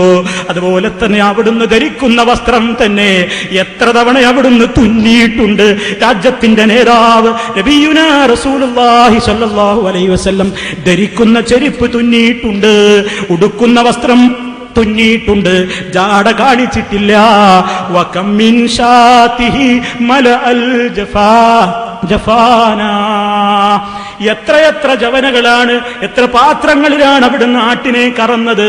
അത്രത്തോളം ആട്ടിനെ കറക്കാൻ പോലും വീട്ടിൽ വേല ചെയ്യുമ്പോ സ്വന്തം ഭാര്യയുടെ അടുക്കൽ പോയി കറിക്ക് വേണ്ട രൂപത്തിലുള്ള അടുക്കളയിൽ പോലും ജോലി ചെയ്തു കൊടുക്കുന്ന, ഭാഗ്യ കേട്ടാൽ പള്ളിയിലേക്ക് കുതിക്കുന്ന, അത്രത്തോളം വിനയത്തോടുകൂടി നടന്ന റസൂലുള്ള, ആ റസൂലുള്ളാനെയാണോ നിങ്ങളോട് നിങ്ങൾ ഉപമിച്ചത്? കിബ്റന്മാരെ, വാഹനത്തിൽ നിന്ന് ഇറങ്ങിയിട്ട് നിങ്ങളെ കാണാൻ വേണ്ടി ജനങ്ങളെ കാത്തുനിന്ന് കാളയെ കാണുമ്പോ, ബലിമൃഗത്തെ കാണുമ്പോ ചൊല്ലുന്ന തക്ബീർ, അതിനോടാണ് ഞാൻ ഉപമിച്ചത്. കാണണോ നിങ്ങൾക്ക്? എങ്കിൽ ആ രംഗമൊന്ന് കണ്ടോളൂ. ഈ ഒരു രംഗം മുഹമ്മദ് മുസ്തഫായുടെ പേരിൽ നിങ്ങൾ വെച്ച് കെട്ടിയിട്ട് റസൂലുള്ളാനെ പൊങ്ങച്ചക്കാരനാക്കി തടി സലാമത്താക്കാൻ നോക്കണ്ട. നിങ്ങളുടെ ഈ വഞ്ചന, നിങ്ങളുടെ ഈ കോപ്രാട്ടിക്കളി, നിങ്ങളുടെ ഈ കോമാളിക്കളി, നിങ്ങളുടെ ഈ പൊങ്ങച്ചം, അതിനെയാണ് ഞാൻ എതിർത്തത്. എന്റെ നേതാവ്, ഞങ്ങളെ നേതാവ് മുഹമ്മദ് റസൂലുള്ളാനെ കാള എന്ന് വിളിക്കുന്നത് പോയിട്ട് കാ എന്ന് റസൂലുള്ളാക്കെതിരെ പറഞ്ഞാൽ കാഫിറായി പോകുമെന്ന് വിശ്വസിക്കുന്ന മുസ്ലിമീങ്ങളെയാണോ നിങ്ങൾ വഞ്ചിക്കുന്നത്? അതുകൊണ്ട് നിങ്ങളുടെ വഞ്ചനയൊന്ന് കണ്ടോളൂ, മനുഷ്യരൊന്ന് മനസ്സിലാക്കട്ടെ. അല്ലാഹു അക്ബർ, അല്ലാഹു അക്ബർ, വലില്ലാഹിൽ ഹംദ്, അല്ലാഹു അക്ബർ, അല്ലാഹു അക്ബർ, അല്ലാഹു അക്ബർ, വലില്ലാഹിൽ ഹംദ്, അല്ലാഹു അക്ബർ, അല്ലാഹു അക്ബർ, അല്ലാഹു അക്ബർ, ലാ ഇലാഹ ഇല്ലല്ലാഹ്. കണ്ടില്ലേ, ഒരു വില്ലൻ സ്റ്റൈലിൽ ഇങ്ങനെ ഇറങ്ങി വരിക മൂപ്പര്. അപ്പൊ അങ്ങനെ ആൾക്കാരെന്താ വരാത്ത ഇങ്ങനെ വന്ന്, ഈ ജാടയെയാണ് ഞാൻ എതിർത്തത്. എന്നിട്ട് ആ ജാടയെ എതിർത്തതിന് നിങ്ങൾ റസൂലുള്ളാനെ കാളയാക്കിയതിൽ സഹതാപം പിടിച്ചു വെച്ചാൽ നോക്കുക. ഈ രാജ്യത്തുള്ള ജനങ്ങൾ ഉണർന്ന് ചിന്തിക്കുന്നവരാണ്. അതുകൊണ്ട് ആ രൂപത്തിലുള്ള നാട്യം ഇനി നിങ്ങൾക്ക് വേണ്ട. ഇനി നിങ്ങൾ സുഹൃത്തുക്കളെ, അല്ലാഹുവിന്റെ റസൂലിനെ സംബന്ധിച്ചിടത്തോളം നിങ്ങൾ കൃത്യമായി മനസ്സിലാക്കിക്കോ. ഞാൻ നിങ്ങളോട് ഇവിടെ നിന്ന് പറഞ്ഞിരുന്നല്ലോ. ഇയാൾ ചോദിച്ചു, നിങ്ങള് കൈമുട്ടിയില്ലേ? റസൂലുള്ള പ്രസംഗിക്കുമ്പോ പലപ്പോഴും ആളുകൾ തക്ബീറാണ് ചൊല്ലിയത്, അതുകൊണ്ട് ഞങ്ങളും തക്ബീർ ചൊല്ലുന്നു എന്ന് പറഞ്ഞ് നമ്മളോട് ആക്ഷേപിച്ചു. എന്ത്? നമ്മുടെ മജ്‌ലിസിൽ നിന്ന് ആളുകൾ കൈമുട്ടിയില്ലേ? നിങ്ങൾക്ക് എന്ത് ബുഖാരിയിലാ തെളിവ് എന്ന് എന്നോട് ചോദിക്കുന്നുണ്ട്. സുഹൃത്തുക്കളെ, ഇയാളൊരു തെറ്റിദ്ധരിപ്പിച്ചതാണ്. സദസ്സിൽ വെച്ച് കൈമുട്ടിയപ്പോ ഇന്നും ഞാൻ നിങ്ങളോട് എതിർത്തിട്ടുണ്ട് സുഹൃത്തുക്കളെ, കൈമുട്ടരുത് എന്ന്. അത് നമ്മുടെ സംസ്കാരമല്ല. നിങ്ങൾക്ക് സന്തോഷം വല്ലാതെ തോന്നുമ്പോ അല്ലാഹു അക്ബർ എന്ന് പറയുകയല്ലാതെ നിങ്ങൾ കൈമുട്ടരുത് എന്ന് ഓർമ്മപ്പെടുത്തിയിരുന്നല്ലോ. അപ്പൊ നിങ്ങൾ ആ കാര്യത്തെ സംബന്ധിച്ചിടത്തോളം ഇയാൾ പറഞ്ഞു, എന്ത്? കൈമുട്ടിയതിന് രേഖ ചോദിക്കുക. ഞാൻ അന്നേ പറഞ്ഞു കൈമുട്ടരുത്, എന്നിട്ട് പോലും കൈമുട്ടരുത് എന്ന് പറഞ്ഞ പ്രസംഗത്തെ കുറിച്ച് പോലും മൂപ്പരിവിടെ തെറ്റിദ്ധരിപ്പിച്ചത് എന്താ? എന്താ തെളിവ് കൈമുട്ടാൻ? കേട്ടോളൂ ആ ഭാഗം. കൈയടിക്കരുത്. എന്റെ പ്രിയപ്പെട്ട സുഹൃത്തുക്കളെ, കൈയടിക്കല്ല വേണ്ടത്, ആശയം പഠിക്കാനാണ്. ഇതൊരാളെ തോൽപ്പിക്കാനില്ല. മാഠേത്തരത്തിന് കജ്ജും കാലും മുളച്ചാൽ ഈ പേരോടാവുന്ന മനസ്സിലായില്ലേ? കണ്ടില്ലേ? കൃത്യമായി എന്ന് എതിർത്തൊരു സംഗതി എന്നിട്ട് ഇവിടെ വന്നിട്ട് പറയാണ്. അതേപോലെ തന്നെ അതൊക്കെ ഓരോന്നിങ്ങനെ സൂചിപ്പിക്കണം, ഒന്നും പറയാതെ പോകണ്ടെന്നുള്ള നിലക്കാണ്. ഇനി സുഹൃത്തുക്കളെ എന്താ പറഞ്ഞത് നിങ്ങളെയോ? അവര് ചോദിക്കാണ്, അല്ലാഹുവിന്റെ റസൂലിന്റെ പേരിൽ ജന്മദിനം ആഘോഷിക്കാൻ നബി പറഞ്ഞിട്ടുണ്ടോന്ന് ഇവര് ചോദിക്കാറുണ്ട് മുജാഹിദീങ്ങൾ. ഇവര് മൂപ്പര് പറയാണ്, ഹേ, അല്ലാഹുവിന്റെ റസൂലിനെ കുറിച്ച് നിങ്ങൾ എന്താ വിചാരിച്ചത്? പൊങ്ങച്ചമാവൂലേ എന്ന് കരുതിയിട്ട് നബി അത് പറയാതിരുന്നതാണ്. നബി പറയോ? മൂപ്പര് നമ്മളോട് ചോദിക്കുക, അല്ലാഹുവിന്റെ റസൂല് പറയുമോ നിങ്ങൾ എന്റെ ജന്മദിനം ആഘോഷിക്കണം എന്ന് നബി പറയോ? അങ്ങനെയാണല്ലോ, അങ്ങനെയാണല്ലോ. മൂപ്പരെ കൈ മുത്തണം എന്ന് മൂപ്പര് പറയില്ല, എന്നാ സൂചനയെ കൂടി പറയും അല്ലേ? അങ്ങനെയല്ലോ. അല്ലാഹുവിന്റെ റസൂലിന്റെ പേരിൽ അങ്ങനെയാണോ വിചാരിച്ചത്? എന്നാ നിങ്ങൾക്ക് കേൾക്കണോ, അല്ലാഹുവിന്റെ റസൂല് ദീന് പഠിപ്പിക്കാൻ വേണ്ടി വന്ന വ്യക്തിത്വമാണ്. ആ റസൂലുള്ളാഹിനോട് അല്ലാഹ് കൽപ്പിച്ച ദീനിന്റെ എല്ലാ വിഷയങ്ങളും റസൂലുള്ള പറയാറുണ്ട്. നബി പൊങ്ങച്ചമാണോ എന്ന് വിചാരിച്ച് പറയാതിരിക്കാറില്ല. എന്ത് കൽപ്പിച്ചാലും അത് ജനങ്ങളോട് തുറന്നു പറയുന്നയാളാണ് റസൂലുള്ള. ജന്മദിനം ആഘോഷിക്കൽ സുന്നത്താണെങ്കിൽ, അത് റസൂലുള്ളാഹി പഠിപ്പിച്ച ദീനിൽപ്പെട്ടതാണെങ്കിൽ ആ റസൂൽ അത് മൂടിവെക്കുകയില്ല. കാരണം അല്ലാഹു റസൂലുള്ളാഹിനെ ഏൽപ്പിച്ച ദൗത്യമാണത്. പറയുന്നതെന്തും ഞാൻ നിന്നോട് പറയുന്നതൊക്കെ നീ ജനങ്ങളോട് ഏൽപ്പിച്ചു കൊടുക്കണം നബിയേ. പൊങ്ങച്ചമല്ലേ എന്ന് വിചാരിച്ചു കൊണ്ട് അവിടുന്ന് ഒരിക്കലും മാറ്റിവെച്ചിട്ടില്ല. ഞാൻ ഹദീസിലേക്ക് തന്നെ മടങ്ങട്ടെ. അന സയ്യിദു വൽദി ആദം, ആദം സന്തതികളുടെ നേതാവ് പിതാവാണ് ഞാൻ. ഫഖർ പറയുകയല്ല കേട്ടോ. റസൂലുള്ള പറയുന്നു വഅന അവ്വലു മൻ തൻഷഖുൽ അർദു വൻഹു യൗമൽ ഖിയാമ. അന്ത്യനാളിൽ ഖബറിൽ നിന്ന് ഭൂമിയിൽ നിന്ന് പിളർന്നുകൊണ്ട് ആദ്യമായി രംഗത്ത് വരുന്നത് ഞാനായിരിക്കും കേട്ടോ. ഫഖർ പറയുകയല്ല വഅന അവ്വലു ശാഫിഇൻ വഅവ്വലു മുശഫ്ഫഇൻ വലാ ഫഖറ. പരലോകത്ത് വെച്ച് ശഫാഅത്ത് ആദ്യമായി ശഫാഅത്ത് ചെയ്യുന്ന ശാഫിഈ ഞാനായിരിക്കും. ശഫാഅത്ത് സ്വീകരിക്കപ്പെടുന്നവരിൽ പ്രഥമനും ഞാനായിരിക്കും. ആ ഫഖർ പറയുന്നതല്ല കേട്ടോ. വലിവാഉൽ ഹംദി ബിയദീ. ലിവാഉൽ ഹംദ് എന്ന് പറയുന്ന ആ ബഹുമാനമുള്ള ഒരു സംഗതി ഉണ്ടല്ലോ, അതെന്റെ കയ്യിലായിരിക്കും അന്ത്യനാളിൽ. ഫഖർ പറയുകയല്ല കേട്ടോ. അല്ലാഹുവിന്റെ റസൂല് എത്രയെത്ര സംഗതികൾ പറഞ്ഞു. ഫഖറാകുമെന്ന് വിചാരിച്ച് പറയാതെ പോയോ? ഇനിയും കാണില്ലേ ഹദീസുകളിൽ ആദ്യമായി സ്വർഗരാജ്യത്തിലേക്ക് കാലെടുത്ത് വെക്കാൻ വേണ്ടി ആ സ്വർഗത്തിന്റെ വാതിലിന്റെ വട്ടക്കണ്ണി പിടിച്ചു കുലുക്കുക ഞാനായിരിക്കുമെന്ന്. സ്വർഗത്തിലേക്ക് ആദ്യമായി കാലെടുത്ത് വെക്കുന്നത് ഞാനായിരിക്കുമെന്ന് ഹബീബുനാ മുഹമ്മദുർ റസൂലുള്ളാഹ് പറഞ്ഞിട്ടുണ്ടല്ലോ. അങ്ങനെ എന്തെല്ലാം സംഗതികൾ പറഞ്ഞിട്ടുണ്ട്. റസൂൽ ഏതെങ്കിലും മറച്ചു വെച്ചിട്ടുണ്ടോ? നിങ്ങൾ എല്ലാവരെക്കാളും എന്നെ സ്നേഹിക്കണം എന്ന് പറഞ്ഞിട്ടില്ലേ? മാതാപിതാക്കളെക്കാൾ, മക്കളെക്കാൾ, അതുപോലെ തന്നെ സർവ്വ മനുഷ്യരെക്കാളും നിങ്ങൾ എന്നെ ബഹുമാനിക്കണം, എന്നെ നിങ്ങൾ ആദരിക്കണം, എന്നെ സ്നേഹിക്കണം എന്ന് പറഞ്ഞിട്ടുണ്ടല്ലോ. ഫഖറാവില്ലേ, പൊങ്ങച്ചമാവില്ലേ എന്ന് വിചാരിച്ചുകൊണ്ട് അല്ലാഹുവിന്റെ റസൂൽ അത് പറയാതിരുന്നിട്ടില്ല. അപ്പോ ഫഖറാന്ന് വിചാരിച്ച് നബി പറയാതെ പോയതാണ്. നബിദിനം അല്ലാഹുവിന്റെ റസൂൽ അങ്ങനെ പറയാതെ പോയതാണ്. ആ പേര് പറഞ്ഞ് അത് ശരിയല്ലാതായി പറയുന്നത്. ദീനിന്റെ ഒരു കാര്യം അത് പറയാതെ പോവില്ല. എത്രത്തോളം ഞാൻ നിങ്ങളെ നേരത്തെ കേൾപ്പിച്ചില്ലേ, എന്റെ പേരൊരു സദസ്സിൽ പറയപ്പെട്ടിട്ട് എന്റെ പേരിൽ സ്വലാത്ത് ചൊല്ലാത്തവൻ അവൻ തുലയട്ടെ എന്ന അർത്ഥം വരുന്ന രൂപത്തിൽ അല്ലാഹുവിന്റെ റസൂൽ പറഞ്ഞില്ലേ? അല്ലാഹുവിന്റെ റസൂൽ അത് പറഞ്ഞില്ലേ? അപ്പൊ നോക്കൂ സുഹൃത്തുക്കളെ, അല്ലാഹുവിന്റെ റസൂൽ അത് ചിന്തിക്കുന്ന ആളല്ല. പഠിപ്പിക്കാൻ കൽപ്പിക്കപ്പെട്ടതെന്തും പഠിപ്പിക്കുന്ന വ്യക്തിത്വമാണ്. ഇനി സുഹൃത്തുക്കളെ, എന്നെ പറ്റി പറഞ്ഞൊരു ആക്ഷേപം കൂടി പറയട്ടെ. എന്താ അത് പറഞ്ഞത്? അതും കൂടി പറഞ്ഞ് ഞാൻ അവസാനിപ്പിക്കാം. എന്നെ പറ്റി മറ്റൊരു ആക്ഷേപം പറഞ്ഞതെന്താ? ഇയാള് സ്വന്തം ബാപ്പാനെ ചീത്ത പറഞ്ഞു. സ്വന്തം ബാപ്പാനെ ചീത്ത പറഞ്ഞ ആളാണ്. അപ്പൊ ആളുകൾക്ക് ഭയങ്കര ആവേശം.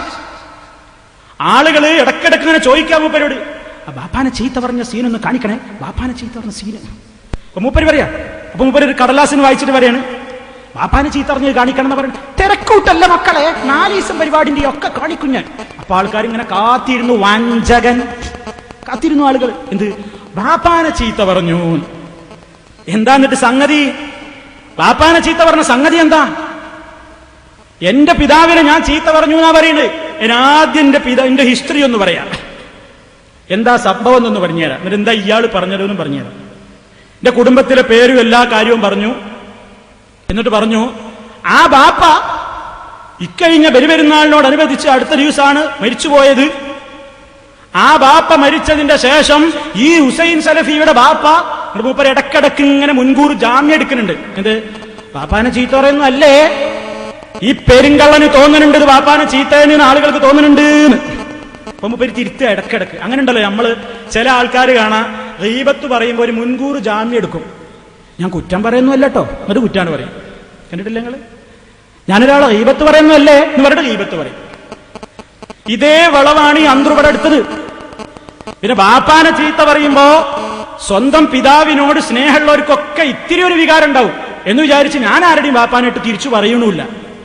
എനിക്കത് പറയേണ്ട കാര്യമല്ല. അപ്പൊ മൂപ്പരെന്താ പറഞ്ഞത്? മരണാന്തരന്റെ ബാപ്പ മരണപ്പെട്ടതിന്റെ ശേഷം എന്റെ വീട്ടിൽ വെച്ച് എല്ലാ ചടങ്ങും നടന്നു. മരിച്ചോടത്ത് ഓത്തുണ്ടായി, മയ്യത്ത് കൊണ്ടുപോകുമ്പോ ദിക്ർ ചൊല്ലി, മയ്യത്ത് നിസ്കാരം, മയ്യത്ത് ഖബറിൽ വെച്ചതിന്റെ ശേഷം അവിടെ വെച്ച് അൽഫാത്തിഹ ഓതി, ഖുർആൻ ഓതി, 40 ദിവസം ഓത്ത് നടന്നു, മൗലൂദ് നടന്നു, അടിയന്തരം നടന്നു, എല്ലാ ആചാരങ്ങളും നടന്നു. ഈ ഹുസൈൻ സലഫിയുടെ ബാപ്പ മരിച്ചപ്പോൾ ഇയാൾ എന്തിനായി തെറ്റിദ്ധരിപ്പിക്കുന്നത്? എന്റെ വീട്ടിൽ അതൊക്കെ നടന്നു എന്നുള്ളതിന് ഇയാൾ എന്നെ പ്രസംഗത്തിന് മറുപടി പറഞ്ഞിട്ടില്ലേ? ഇയാൾ പറഞ്ഞതെന്താ? എന്റെ കുടുംബത്തിന്റെ പേരുകൾ മുഴുവൻ ഇയാൾ ഇവിടെ പറഞ്ഞില്ലേ ഒന്ന് തെറ്റാതെ. എന്റെ പെങ്ങൾ എന്നോട് പറഞ്ഞ്, നമ്മളിപ്പോ എല്ലായിടത്തും ഫേമസ് ആയാലോ, അതൊരു ബർക്കത്താന്ന് കൂട്ടിക്കോ. നമ്മളെ ബാപ്പന്റെ എന്ന് പറഞ്ഞു, ബാപ്പന്റെ ഒരു കറാമത്താന്ന് കൂട്ടിക്കോ. എല്ലായിടത്തും ഇങ്ങനെ എത്തല്ലേ. അപ്പോ എന്താ ഇയാൾ പറയണതെന്നറിയോ? എല്ലാ കർമ്മങ്ങളും നടന്നു, സുഹൃത്തുക്കളെ നടന്നീനെന്താ? ഞാൻ പറയുന്നില്ല നടന്നിട്ടില്ല. എന്തേ നടന്നു എന്ന് എനിക്ക് പറയാൻ കഴിയൂല. ഇയാൾ ഈ പറയുന്നതിൽ കളവുണ്ടോന്നും എനിക്കറിയില്ല, ഞാനത് അന്വേഷിക്കാൻ പോയിട്ടില്ല. കാരണം എന്റെ ബഹുമാന്യനായ എന്റെ പ്രിയപ്പെട്ട പിതാവ് അള്ളാഹു അവരുടെ സ്വർഗം, അവരുടെ ഖബർ സ്വർഗത്തോപ്പാക്കി മാറ്റുമാറാകട്ടെ. അവരുടെ എല്ലാ പാപങ്ങളും അള്ളാഹു പുറത്തു കൊടുക്കുമാറാകട്ടെ. നമ്മയും അദ്ദേഹത്തെയും അള്ളാഹു അവന്റെ ജന്നാത്തുൽ നഈമിൽ ഒരുമിച്ച് ചേർക്കുമാറാകട്ടെ. എന്റെ പിതാവ് മരിച്ചപ്പോൾ ഞാൻ വിദേശത്താണ്. എന്റെ പിതാവ് മരണപ്പെട്ടപ്പോൾ ഞാൻ ഷാർജയിലാണ്.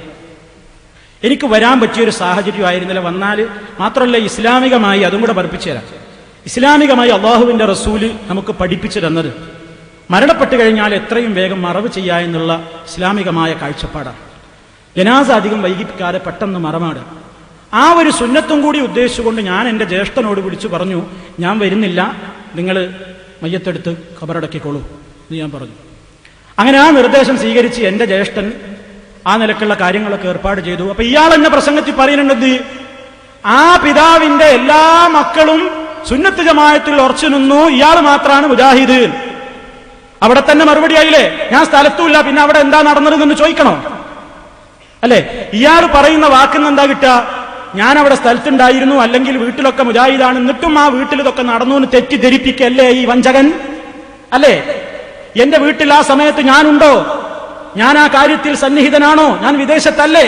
എന്റെ വീട്ടിലുള്ള ഞാൻ ഒഴികെയുള്ള മെമ്പർമാരൊക്കെ നിങ്ങൾ പറയുന്ന ഈ കർമ്മങ്ങളൊക്കെ അനുകൂലിക്കുന്ന ആളുകളല്ലേ? പിന്നെ അതെങ്ങനെയാണ് എന്റെ പേരിൽ ചാർത്തുന്നത്? എന്തിനാണ് നിങ്ങളത് ഇവിടെ പറഞ്ഞത്? നിങ്ങളുടെ ഉദ്ദേശം എന്താണ്? നിങ്ങൾ എന്താ അതുകൊണ്ട് ഉദ്ദേശിച്ചത്? എന്നെ ഇരുത്തിക്കളയാമെന്നാണോ വിചാരിച്ചത്? നടക്കൂല പേരോടെ, നടക്കാൻ പോണ സംഗതിയല്ല. ബാപ്പാനെ ചീത്ത പറഞ്ഞു എന്ന് പറഞ്ഞാൽ മൂലക്കിരിക്കുന്ന വിചാരിച്ചത്?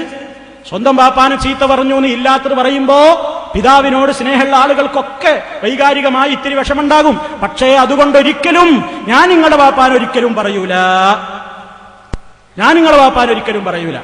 കാരണം ഞാൻ സുന്നത്ത് ജമാഅത്തിന്റെ മെമ്പറാണ്. സുന്നത്ത് ജമാഅത്ത് എന്ന് പറഞ്ഞാൽ അത് മുജാഹിദ് പ്രസ്ഥാനമാണ്. നിങ്ങൾ ഈ പറയുന്ന സുന്നത്ത് ജമാഅത്തല്ല. ഞാൻ പറഞ്ഞല്ലോ, നിങ്ങൾ പറയുന്ന സുന്നത്ത് ജമാഅത്തിന്റെ കക്ഷിയിൽ ഉറച്ചു നിന്നു എന്ന് പറഞ്ഞില്ലേ മറ്റു മെമ്പർമാരൊക്കെ? അവരെയൊക്കെ ആവും വിധത്തിൽ സത്യത്തിൻ്റെതായ ശബ്ദം കേൾപ്പിക്കാൻ വേണ്ടിയുള്ളവർ ശ്രമിച്ചിട്ടുണ്ട്. ഇനി ബാപ്പന്റെ കാര്യം ഒന്ന് പറഞ്ഞുതരാം. ഞാൻ ബാപ്പനെ ചീത്ത പറഞ്ഞതല്ല പറഞ്ഞത്. എന്റെ പിതാവ്, ഞാൻ പിതാവിനെ ചീത്ത പറഞ്ഞു, ഇയാൾ എന്താ പറയുന്നത്? എന്താ കാരണം എന്നറിയോ? യാസീൻ ഓതിയിരുന്നു എന്റെ ബാപ്പ, യാസീൻ ഓതുമ്പോ കാശ് വാങ്ങി, അത് ഞാൻ ഇവിടുന്ന് പറഞ്ഞു എന്നാണ്. ഞാൻ ഒരിക്കലും അതല്ല പറഞ്ഞത്. ഞാൻ എന്താ പറഞ്ഞത്? ആണ്ട് നേർച്ച എന്നുള്ള വിഷയം പറഞ്ഞതാണ്. ആണ്ട് നേർച്ച എന്ന വിഷയം ഞാൻ പറഞ്ഞപ്പോ ഞാനിവിടെ പറഞ്ഞിരുന്നു, ഇവര് ആണ്ട് നേർച്ചയിൽ ചില കാര്യങ്ങളെയൊക്കെ അനാചാരമെന്നും ചില കാര്യങ്ങളെയൊക്കെ ആചാരം എന്ന് പറയുന്നവരാണ്. അങ്ങനെ ഞാൻ പറഞ്ഞു. ഉദാഹരണമായി ഇവരുടെ കാഴ്ചപ്പാടെന്താണ്? മുസ്ലിയാക്കന്മാർക്ക് കാര്യം കിട്ടുന്ന ചടങ്ങുകളൊക്കെ ആചാരവും കച്ചവടക്കാർക്ക് കാര്യം കിട്ടുന്ന കാര്യങ്ങളൊക്കെ അനാചാരവുമായിട്ടാണ് ഇപ്പൊ മുസ്ലിയാക്കന്മാർ ചിത്രീകരിക്കുന്നത്. കാരണം അവരെ സംബന്ധിച്ചിടത്തോളം ഖബറിൽ പോയി യാസീനോദി പൈസ വാങ്ങുന്ന ആളുകളാണ്. അത് അവരിപ്പോഴും ആചാരമായി തന്നെ നിലനിർത്തുന്നു എന്ന് പറഞ്ഞതിനാണ് വെച്ചിട്ട് മൂപ്പര് പറയണ്. കണ്ടോ, സ്വന്തം ബാപ്പാനെ ചീത്തറയണ്. ഇതാപ്പ ബാപ്പനെ ചീത്തറയല്.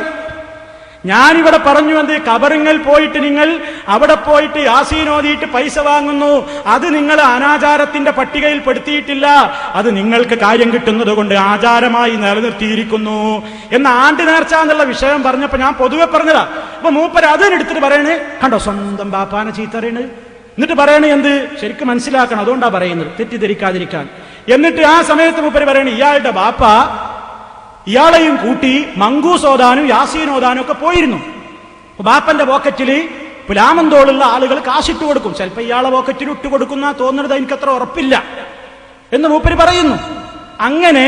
അങ്ങനെയാണ് ആ ബാപ്പ ഇയാളെ പോറ്റി വളർത്തിയത്. എന്നിട്ട് ആ ബാപ്പ മരിച്ചപ്പോ നാദാപുരത്ത് വന്നിട്ട് ബാപ്പാനെ ചീത്ത പറയാണ്. എങ്ങനെ ഇയാളുടെ ഇജ്തിഹാദ്? ഇയാൾ ഗവേഷണം ചെയ്ത് ഒപ്പിക്കുന്ന കാര്യം നോക്കി നിങ്ങൾ. ഞാൻ എന്റെ പിതാവിനെ ചീത്ത പറഞ്ഞു മാത്രല്ല സുഹൃത്തുക്കളെ, എന്റെ പിതാവ് യാസീൻ ഓതാൻ പോയിട്ടുണ്ട്, മൗലിദ് ചൊല്ലിയിട്ടുണ്ട്, ഞാനും കൂടെ പോയിട്ടുണ്ട്. അല്ലാന്ന് ഞാൻ പറയുന്ന നിങ്ങൾ വിചാരിച്ചത് പോയിട്ടുണ്ട്. ഇയാള് ചോദിക്കാണ്, നിങ്ങളെ നാട്ടിൽ പ്രസംഗിക്കാൻ ധൈര്യം ഉണ്ടോ?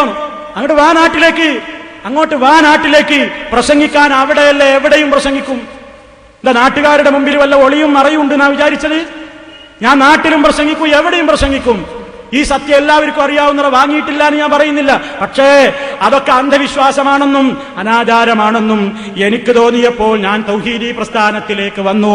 മാത്രമല്ല എന്റെ പ്രിയപ്പെട്ട പിതാവിനെ ഹജ്ജിന് കൊണ്ടുപോയി, മക്കയിൽ കൊണ്ടുപോയി ഹജ്ജ് ചെയ്യിപ്പിച്ച് എല്ലാ കർമ്മങ്ങളും നിർവഹിച്ചതിന്റെ ശേഷം അവിടെ നടക്കുന്ന പല കാര്യങ്ങളും കാണിച്ചു കൊടുത്തുകൊണ്ട് അവിടുത്തെ ബഖീ ചൂണ്ടിക്കാണിച്ചു കൊടുത്തു. അതുപോലെ തന്നെ പലതിനെ പറ്റിയും ചരിത്രങ്ങൾ പറഞ്ഞു കൊടുത്തു. എന്നിട്ട് എന്റെ പിതാവിനോട് വിശദീകരിച്ചു കൊടുത്തു, എന്താണ് തൗഹീദ് എന്ന് വിശദീകരിച്ചു കൊടുത്തു. അങ്ങനെ പല കാര്യങ്ങളും വിശദീകരിച്ചു കൊടുത്തപ്പോ എന്റെ പ്രിയപ്പെട്ട പിതാവ് ഹജ്ജിന് ശേഷം പിന്നീട് നാളുകൾക്ക് ശേഷം എല്ലാ രൂപത്തിലുള്ള ഈ അനാചാരങ്ങളിൽ നിന്നും മാറി നിന്നുകൊണ്ട് അവസാനം തൗഹീദിന്റെ വക്താവായിക്കൊണ്ടാണ് വഫാത്തായി പോയിട്ടുള്ളത് എന്ന കാര്യവും കൂടി സന്തോഷത്തോടുകൂടി ഓർമ്മപ്പെടുത്തുന്നു. അള്ളാഹു അദ്ദേഹത്തിന്റെ സൽക്കർമ്മങ്ങൾ സ്വീകരിക്കുകയും അപാകതകൾ പുറത്തു കൊടുക്കുകയും ചെയ്യുമാറാകട്ടെ.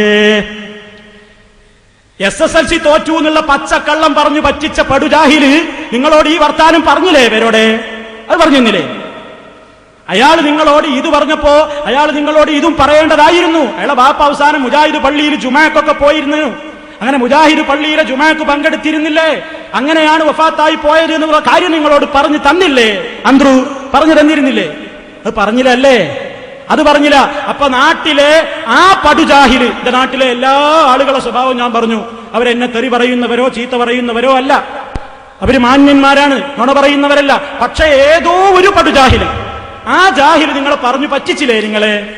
നിങ്ങൾ അതിൽ വീണില്ലേ? അപ്പൊ ഇക്കാര്യം അയാൾ നിങ്ങളോട് പറഞ്ഞു തന്നില്ല അല്ലേ? ഇതാ പറയുന്നത്, കാര്യം പറയുമ്പോൾ മനസ്സിലാക്കണമെന്ന്. അപ്പൊ ഞാൻ എന്റെ ബാപ്പാനെ ചീത്ത പറഞ്ഞിട്ടില്ല. മാത്രമല്ല സുഹൃത്തുക്കളെ, ഒരു മുസ്ലിം എങ്ങനെ അത് പറയുമോ? അൽ ബിർറു ലിൽ അബവൈനി ഖൈറുസ്സാദി ഫീ യൗമി ഫസ്ലില്ലാഹി ബൈന ഇബാദി അശ്ശുക്റു ലിൽ അബവൈനി നൗഉ ഇബാദത്തിൻ വമുതമ്മിമുൻ ശുക്റൽ ഇലാഹിൽ ഹാദി മൻ യസ്ഖത്തിൽ അബവൈനി ഔ യൻഹറുഹുമാ ഫജസാഉഹു തഖ്രീനു ഫിൽ അസ്ഫ. മാതാപിതാക്കളോട് ബഹുമാനം കാണിക്കൽ, അവരോട് നന്മ ചെയ്യൽ പരലോകത്ത് വിചാരണ നടക്കുന്ന നാളിലേക്ക് ഏറ്റവും വലിയ മുതൽക്കൂട്ടല്ലേ? മാതാപിതാക്കളോട് ശുക്ർ കാണിക്കുന്നത് ഏറ്റവും വലിയ ഒരു ഇബാദത്താണ്. പരലോകത്ത് വെച്ച് അല്ലാഹുവിങ്കൽ നിന്ന് ഏറ്റവും പ്രതിഫലം കിട്ടുന്ന ഒരു കാര്യമാണ്. മാത്രമല്ല മൻയസ്ഖത്തിൽ അബവൈനി ഔ യൻഹറുഹുമാ ഫജസാഉഹു തഖ്രീനു ഫിൽ അസ്ഫാദി. മാതാപിതാക്കളോട് വെറുപ്പ് കാണിക്കുന്നവൻ, അവരെ വിരട്ടിയോടിക്കുന്നവൻ, അവന് പരലോകത്ത് ചങ്ങലക്കിടുമല്ലോ. അവന് നരകത്തിലേക്കല്ലേ വലിച്ചു കൊണ്ടുപോകപ്പെടുന്നത്. ഈ നിലക്ക് തന്നെയുമല്ല, അല്ലാഹുവിന്റെ റസൂല് പറഞ്ഞിട്ടില്ലേ, നിങ്ങളൊരാളുടെ ബാപ്പാനെ ചീത്ത പറയരുത് എന്ന്.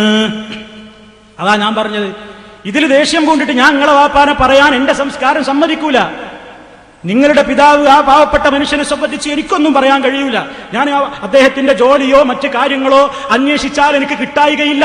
നിങ്ങളുടെ കുടുംബത്തിലെ നിങ്ങളുടെ പിതാവിന്റെ മക്കളുടെ എല്ലാ പേരും അന്വേഷിച്ചാൽ വേണമെങ്കിൽ എനിക്ക് കിട്ടും. പക്ഷേ എനിക്ക് ഓരോരുത്തർക്ക് എത്ര മക്കളുണ്ട്, അവരുടെ പേരെന്തൊക്കെയെന്ന് അന്വേഷിച്ച് നടക്കലല്ല എനിക്ക് പണി. അതുകൊണ്ട് ഞാനത് അന്വേഷിച്ചിട്ടില്ല. അതേ അവസരത്തിൽ നിങ്ങളതൊക്കെ അന്വേഷിച്ചല്ലോ അല്ലേ?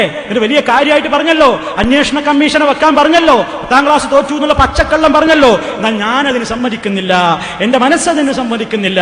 അല്ലാഹുവിന്റെ റസൂല് പറയുന്നത് കേട്ടോളൂ സുഹൃത്തുക്കളെ, ഈ ഒരൊറ്റ കാര്യവും കൂടി നിങ്ങൾ ശ്രദ്ധിച്ചോളൂ. മിനൽ കബായിരി ശത്മുർ റജുലി വാലിദൈഹി ഖാലൂ യാ റസൂലല്ലാഹ് വഹൽ യസ്തിമുർ റജുലു വാലിദൈഹി ഖാല നഅം യസുബ്ബു അബർ റജുലി ഫയസുബ്ബു അബാഹു വയസുബ്ബു ഉമ്മഹു ഫയസുബ്ബു ഉമ്മഹു. മിനൽ കബായിരി വൻദോഷങ്ങളിൽപ്പെട്ടതാണ് ശത്മുർ റജുലി വാലിദൈഹി, ഒരാൾ തന്റെ മാതാപിതാക്കളെ ചീത്ത വിളിക്കൽ കബായിറിൽപ്പെട്ടതാണ്, വൻദോഷങ്ങളിൽപ്പെട്ടതാണ്.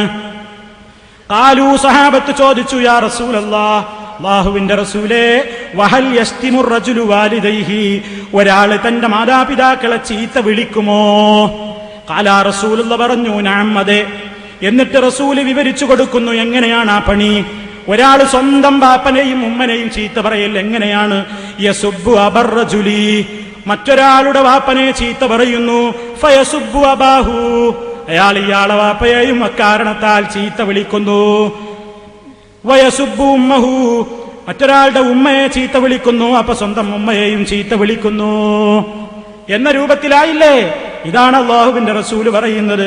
അതുകൊണ്ട് സുഹൃത്തുക്കളെ, എന്റെ ബാപ്പാനെ ഞാൻ ചീത്ത പറഞ്ഞു എന്നതിന് കാരണമായി അദ്ദേഹം എന്റെ പേരിൽ ആക്ഷേപിച്ചത് ഇതാണ് എന്ന കാര്യം നിങ്ങളൊന്ന് കേട്ടോളൂ. ഞാൻ വെറുതെ പറയുന്നതല്ല. ഞാൻ ബാപ്പയെ ചീത്ത പറഞ്ഞു എന്നതിന് തെളിവ് അദ്ദേഹം കാണിച്ചതെന്താ, ശ്രദ്ധിച്ചോളൂ. അപ്പൊ യാസീനോദിട്ട് പോക്കറ്റിൽ പൈസ വാങ്ങുന്നത് ആരെ സംബന്ധിച്ചാണ്? വമീർ മടങ്ങുന്നത് കബറിലേക്കാ. ആരെ കബറില്? ഹുസൈൻ സലഫിന്റെ കബറില്. കച്ചവടക്കാർക്ക് കാര്യം കിട്ടുന്നതൊക്കെ ഹുസൈൻ സലഫിന്റെ വാപ്പന്റെ കബറിൽ കേട്ടോ. കാരണം വാപ്പനെ പറഞ്ഞു തരുന്ന ആളാ. ഒരു മിനിറ്റ് കേട്ടോ. മൂപ്പര് ഉരുളാണ്. ആദ്യം പറഞ്ഞ് അപ്പോ ലമീർ മടങ്ങുന്നത്, യാസീനോദിയിട്ട് പൈസ വാങ്ങി എന്നുള്ള ലമീർ മടങ്ങുന്നത് ഖബറിലേക്കാണ്. ആരുടെ ഖബറിലേക്ക്? ഹുസൈൻ സലഫിയുടെ ഖബറിലേക്കാണ് എന്നാണ് വായിൽ വന്നുപോയി. അപ്പൊ ബാക്കിൽ നിന്ന് ആളുകൾ തിരുത്തി കൊടുത്തു. ഹുസൈൻ സലഫിയുടെ ഖബറിലേക്കല്ല, അയാൾ ഷാർജയിലുണ്ട്, അയാൾ ഇവിടെ നിന്ന് മരിച്ചിട്ടില്ല, അയാളെ ബാപ്പന്റെ ഖബറിലേക്ക് എന്നാ പറയേണ്ടത്. അപ്പൊ മൂപ്പരൊരു ഉരുളല് എന്ത്, അത് ഹുസൈൻ സലഫിന്റെ ബാപ്പന്റെ ഖബറിലേക്ക് എന്നാണ് പറയേണ്ടത്. പക്ഷേ ഞാൻ ബാപ്പന്റെ ഖബറിലേക്ക് എന്ന് പറഞ്ഞാൽ ബാപ്പന് ചീത്ത പറയലാവെന്ന് വിചാരിക്കും. അതുകൊണ്ട് ഹുസൈൻ സലഫിയുടെ ഖബറിലേക്കാണ്. ഞാൻ ഖബറിലെത്തിയോ? പൂതി ഉണ്ടാവും നിങ്ങൾക്ക് ഞാൻ ഖബറിൽ എത്തണപ്പോ അല്ലേ? അങ്ങനെ ഉണ്ടാവും. ഉപ്പ എത്തിയിട്ടില്ല. അള്ളാഹു ഈമാനോടുകൂടി ഖബറിലെത്തിക്കുമാറാകട്ടെ. അപ്പൊ സുഹൃത്തുക്കളെ, ഇതാണ് ഏറ്റവും വലിയ കാര്യമായിട്ട് പറയുന്നത്. കച്ചവടക്കാർക്ക് കാര്യം കിട്ടുന്നതൊക്കെ അനാചാരം. ഇനി നോക്കൂ, നിങ്ങൾ എന്താ പറയുന്നത്? ഹുസൈൻ സലഫിന്റെ ഖബറിൽ നിന്നല്ലേ ഞാൻ പറഞ്ഞത്. കാരണം അല്ലെങ്കിൽ എന്ത് പറയും? ഹുസൈൻ സലഫിന്റെ ബാപ്പന്റെ ഖബറിൽ എന്ന് പറയും, ബാപ്പനെ പറഞ്ഞു പറയൂ. അതുകൊണ്ടാണ് ഞാൻ എന്ത് ചെയ്തത്? ബാപ്പനെ ഒഴിവാക്കി ഹുസൈൻ സലഫിന്റെ ഖബറിൽ എന്ന് പറയും. കാരണം അതിന്റെ ദോഷം ബാപ്പ എല്ലാം അനുഭവിക്കുക, ഇയാളെ അനുഭവിക്കുക. മനസ്സിലായില്ലേ? അതുകൊണ്ടാണ് ഞാൻ അങ്ങനെ പറഞ്ഞത്. ഒക്കെ അനാചാരം. മോലിയന്മാർക്ക് കാര്യം കിട്ടുന്നതൊക്കെ ആചാരം. അപ്പോ എന്താണ്?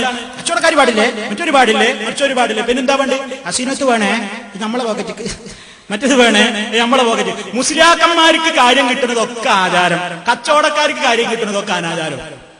അപ്പൊ കണ്ടോ, സ്വന്തം ബാപ്പനെ പറഞ്ഞാണ്. ബാപ്പനെ ചീത്ത പറഞ്ഞു എന്നുള്ള പച്ചക്കള്ളം ഒന്നും കേൾപ്പിക്ക്. ഇയാളുടെ പച്ചക്കള്ളം ഒന്ന് ജനങ്ങൾ കേൾക്കട്ടെ. പച്ചക്കള്ളം പറഞ്ഞു, പച്ചക്കള്ളം പറഞ്ഞു. അപ്പൊ സുഹൃത്തുക്കളെ, നിങ്ങൾ ശ്രദ്ധിച്ചു നോക്കൂ. എന്താ ഇതിൽ പറഞ്ഞത്? ബാപ്പനെ ചീത്ത പറഞ്ഞു. അത് ഏറ്റവും വലിയ പെരുങ്കള്ളാണ് പറഞ്ഞത്. ഞാനത് പറഞ്ഞിട്ടില്ല. അങ്ങനെ പറഞ്ഞ് ജനങ്ങളെ ഇളക്കി വിടേക്കേണ്ടതില്ല. വിഷയങ്ങൾക്ക് മനസ്സിലായി. പിന്നെ പറഞ്ഞതെന്താണ്? ഖുർആൻ ഓതിയിട്ട് കൂലി വാങ്ങുന്നതിനെ സംബന്ധിച്ചാണ്, അല്ലേ? ഖുർആൻ ഓതിയിട്ട് കൂലി വാങ്ങുന്നതിന് ഇയാൾ ഇവിടെ തെളിവ് പറഞ്ഞു. എന്ത്? റസൂലുള്ളാഹിയുടെ കാലഘട്ടത്തിൽ ഒരു വിഭാഗം സഹാബിമാർ ഒരു പ്രദേശത്തേക്ക് ചെന്നു. അവിടെ പോയപ്പോ ആ നാട്ടുകാര് അവരെ സ്വീകരിച്ചില്ല, അവരെ അതിഥി മര്യാദ പോലും പാലിച്ചില്ല. അങ്ങനെ ആ സഹാബിമാര് ആ സ്ഥലത്ത് നിന്ന് മടങ്ങുമ്പോ അതാ ആ നാട്ടിലെ ഒരു പ്രധാനപ്പെട്ട മനുഷ്യന് വിഷം ബാധിച്ചു. വിഷം ബാധിച്ചപ്പോ അവർ ഈ വന്ന ആളുകളോട് ചോദിച്ചു, നിങ്ങളുടെ കൂട്ടത്തിൽ മന്ത്രം അറിയുന്നവരുണ്ടോ?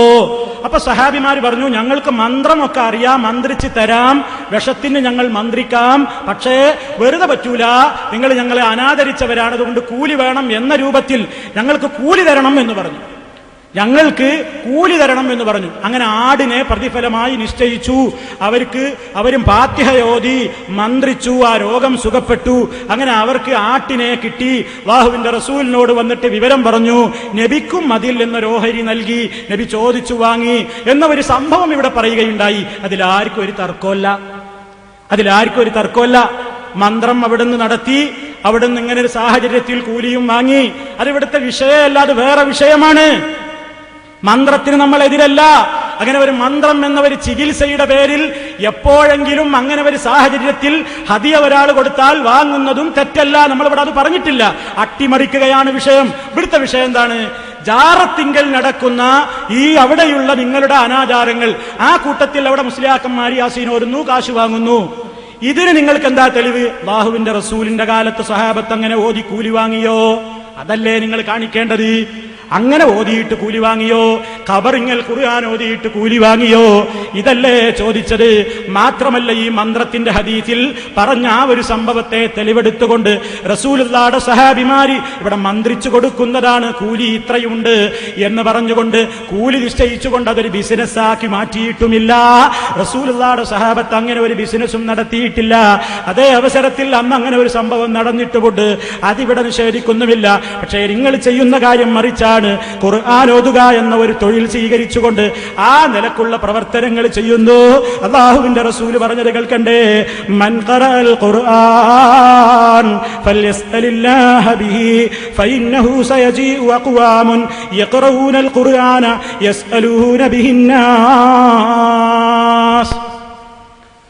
മൻ ഖറഅൽ ഖുർആന, ആരെങ്കിലും ഖുർആൻ ഓതിയാൽ ഫൽയസ്അലില്ലാഹ ബിഹി, അത് മുഖേന അല്ലാഹുവിനോട് ചോദിക്കട്ടെ. നമ്മൾ ഖുർആൻ ഓതുന്നത് അല്ലാഹുവിന്റെ അടുക്കൽ നിന്ന് പ്രതിഫലം മോഹിച്ചിട്ടാണ്. ഖുർആൻ ഓതിയാൽ അതിന്റെ പ്രതിഫലം ആശിക്കേണ്ടത് അല്ലാഹുവിൽ നിന്നാണ്. ഫഇന്നഹു, അല്ലാഹുവിന്റെ റസൂൽ പറയുന്നു, ഇങ്ങനെ പറയാൻ റസൂൽ ഒരു കാരണം, ഒരു മുന്നറിയിപ്പ് നടത്തുന്നു. ഫഇന്നഹു സയജീഉ അഖ്വാമുൻ, ചില ആളുകൾ പിൽക്കാലത്ത് വരുന്നതാണ്. എന്താ അവരുടെ ലക്ഷണം, സ്വഭാവം?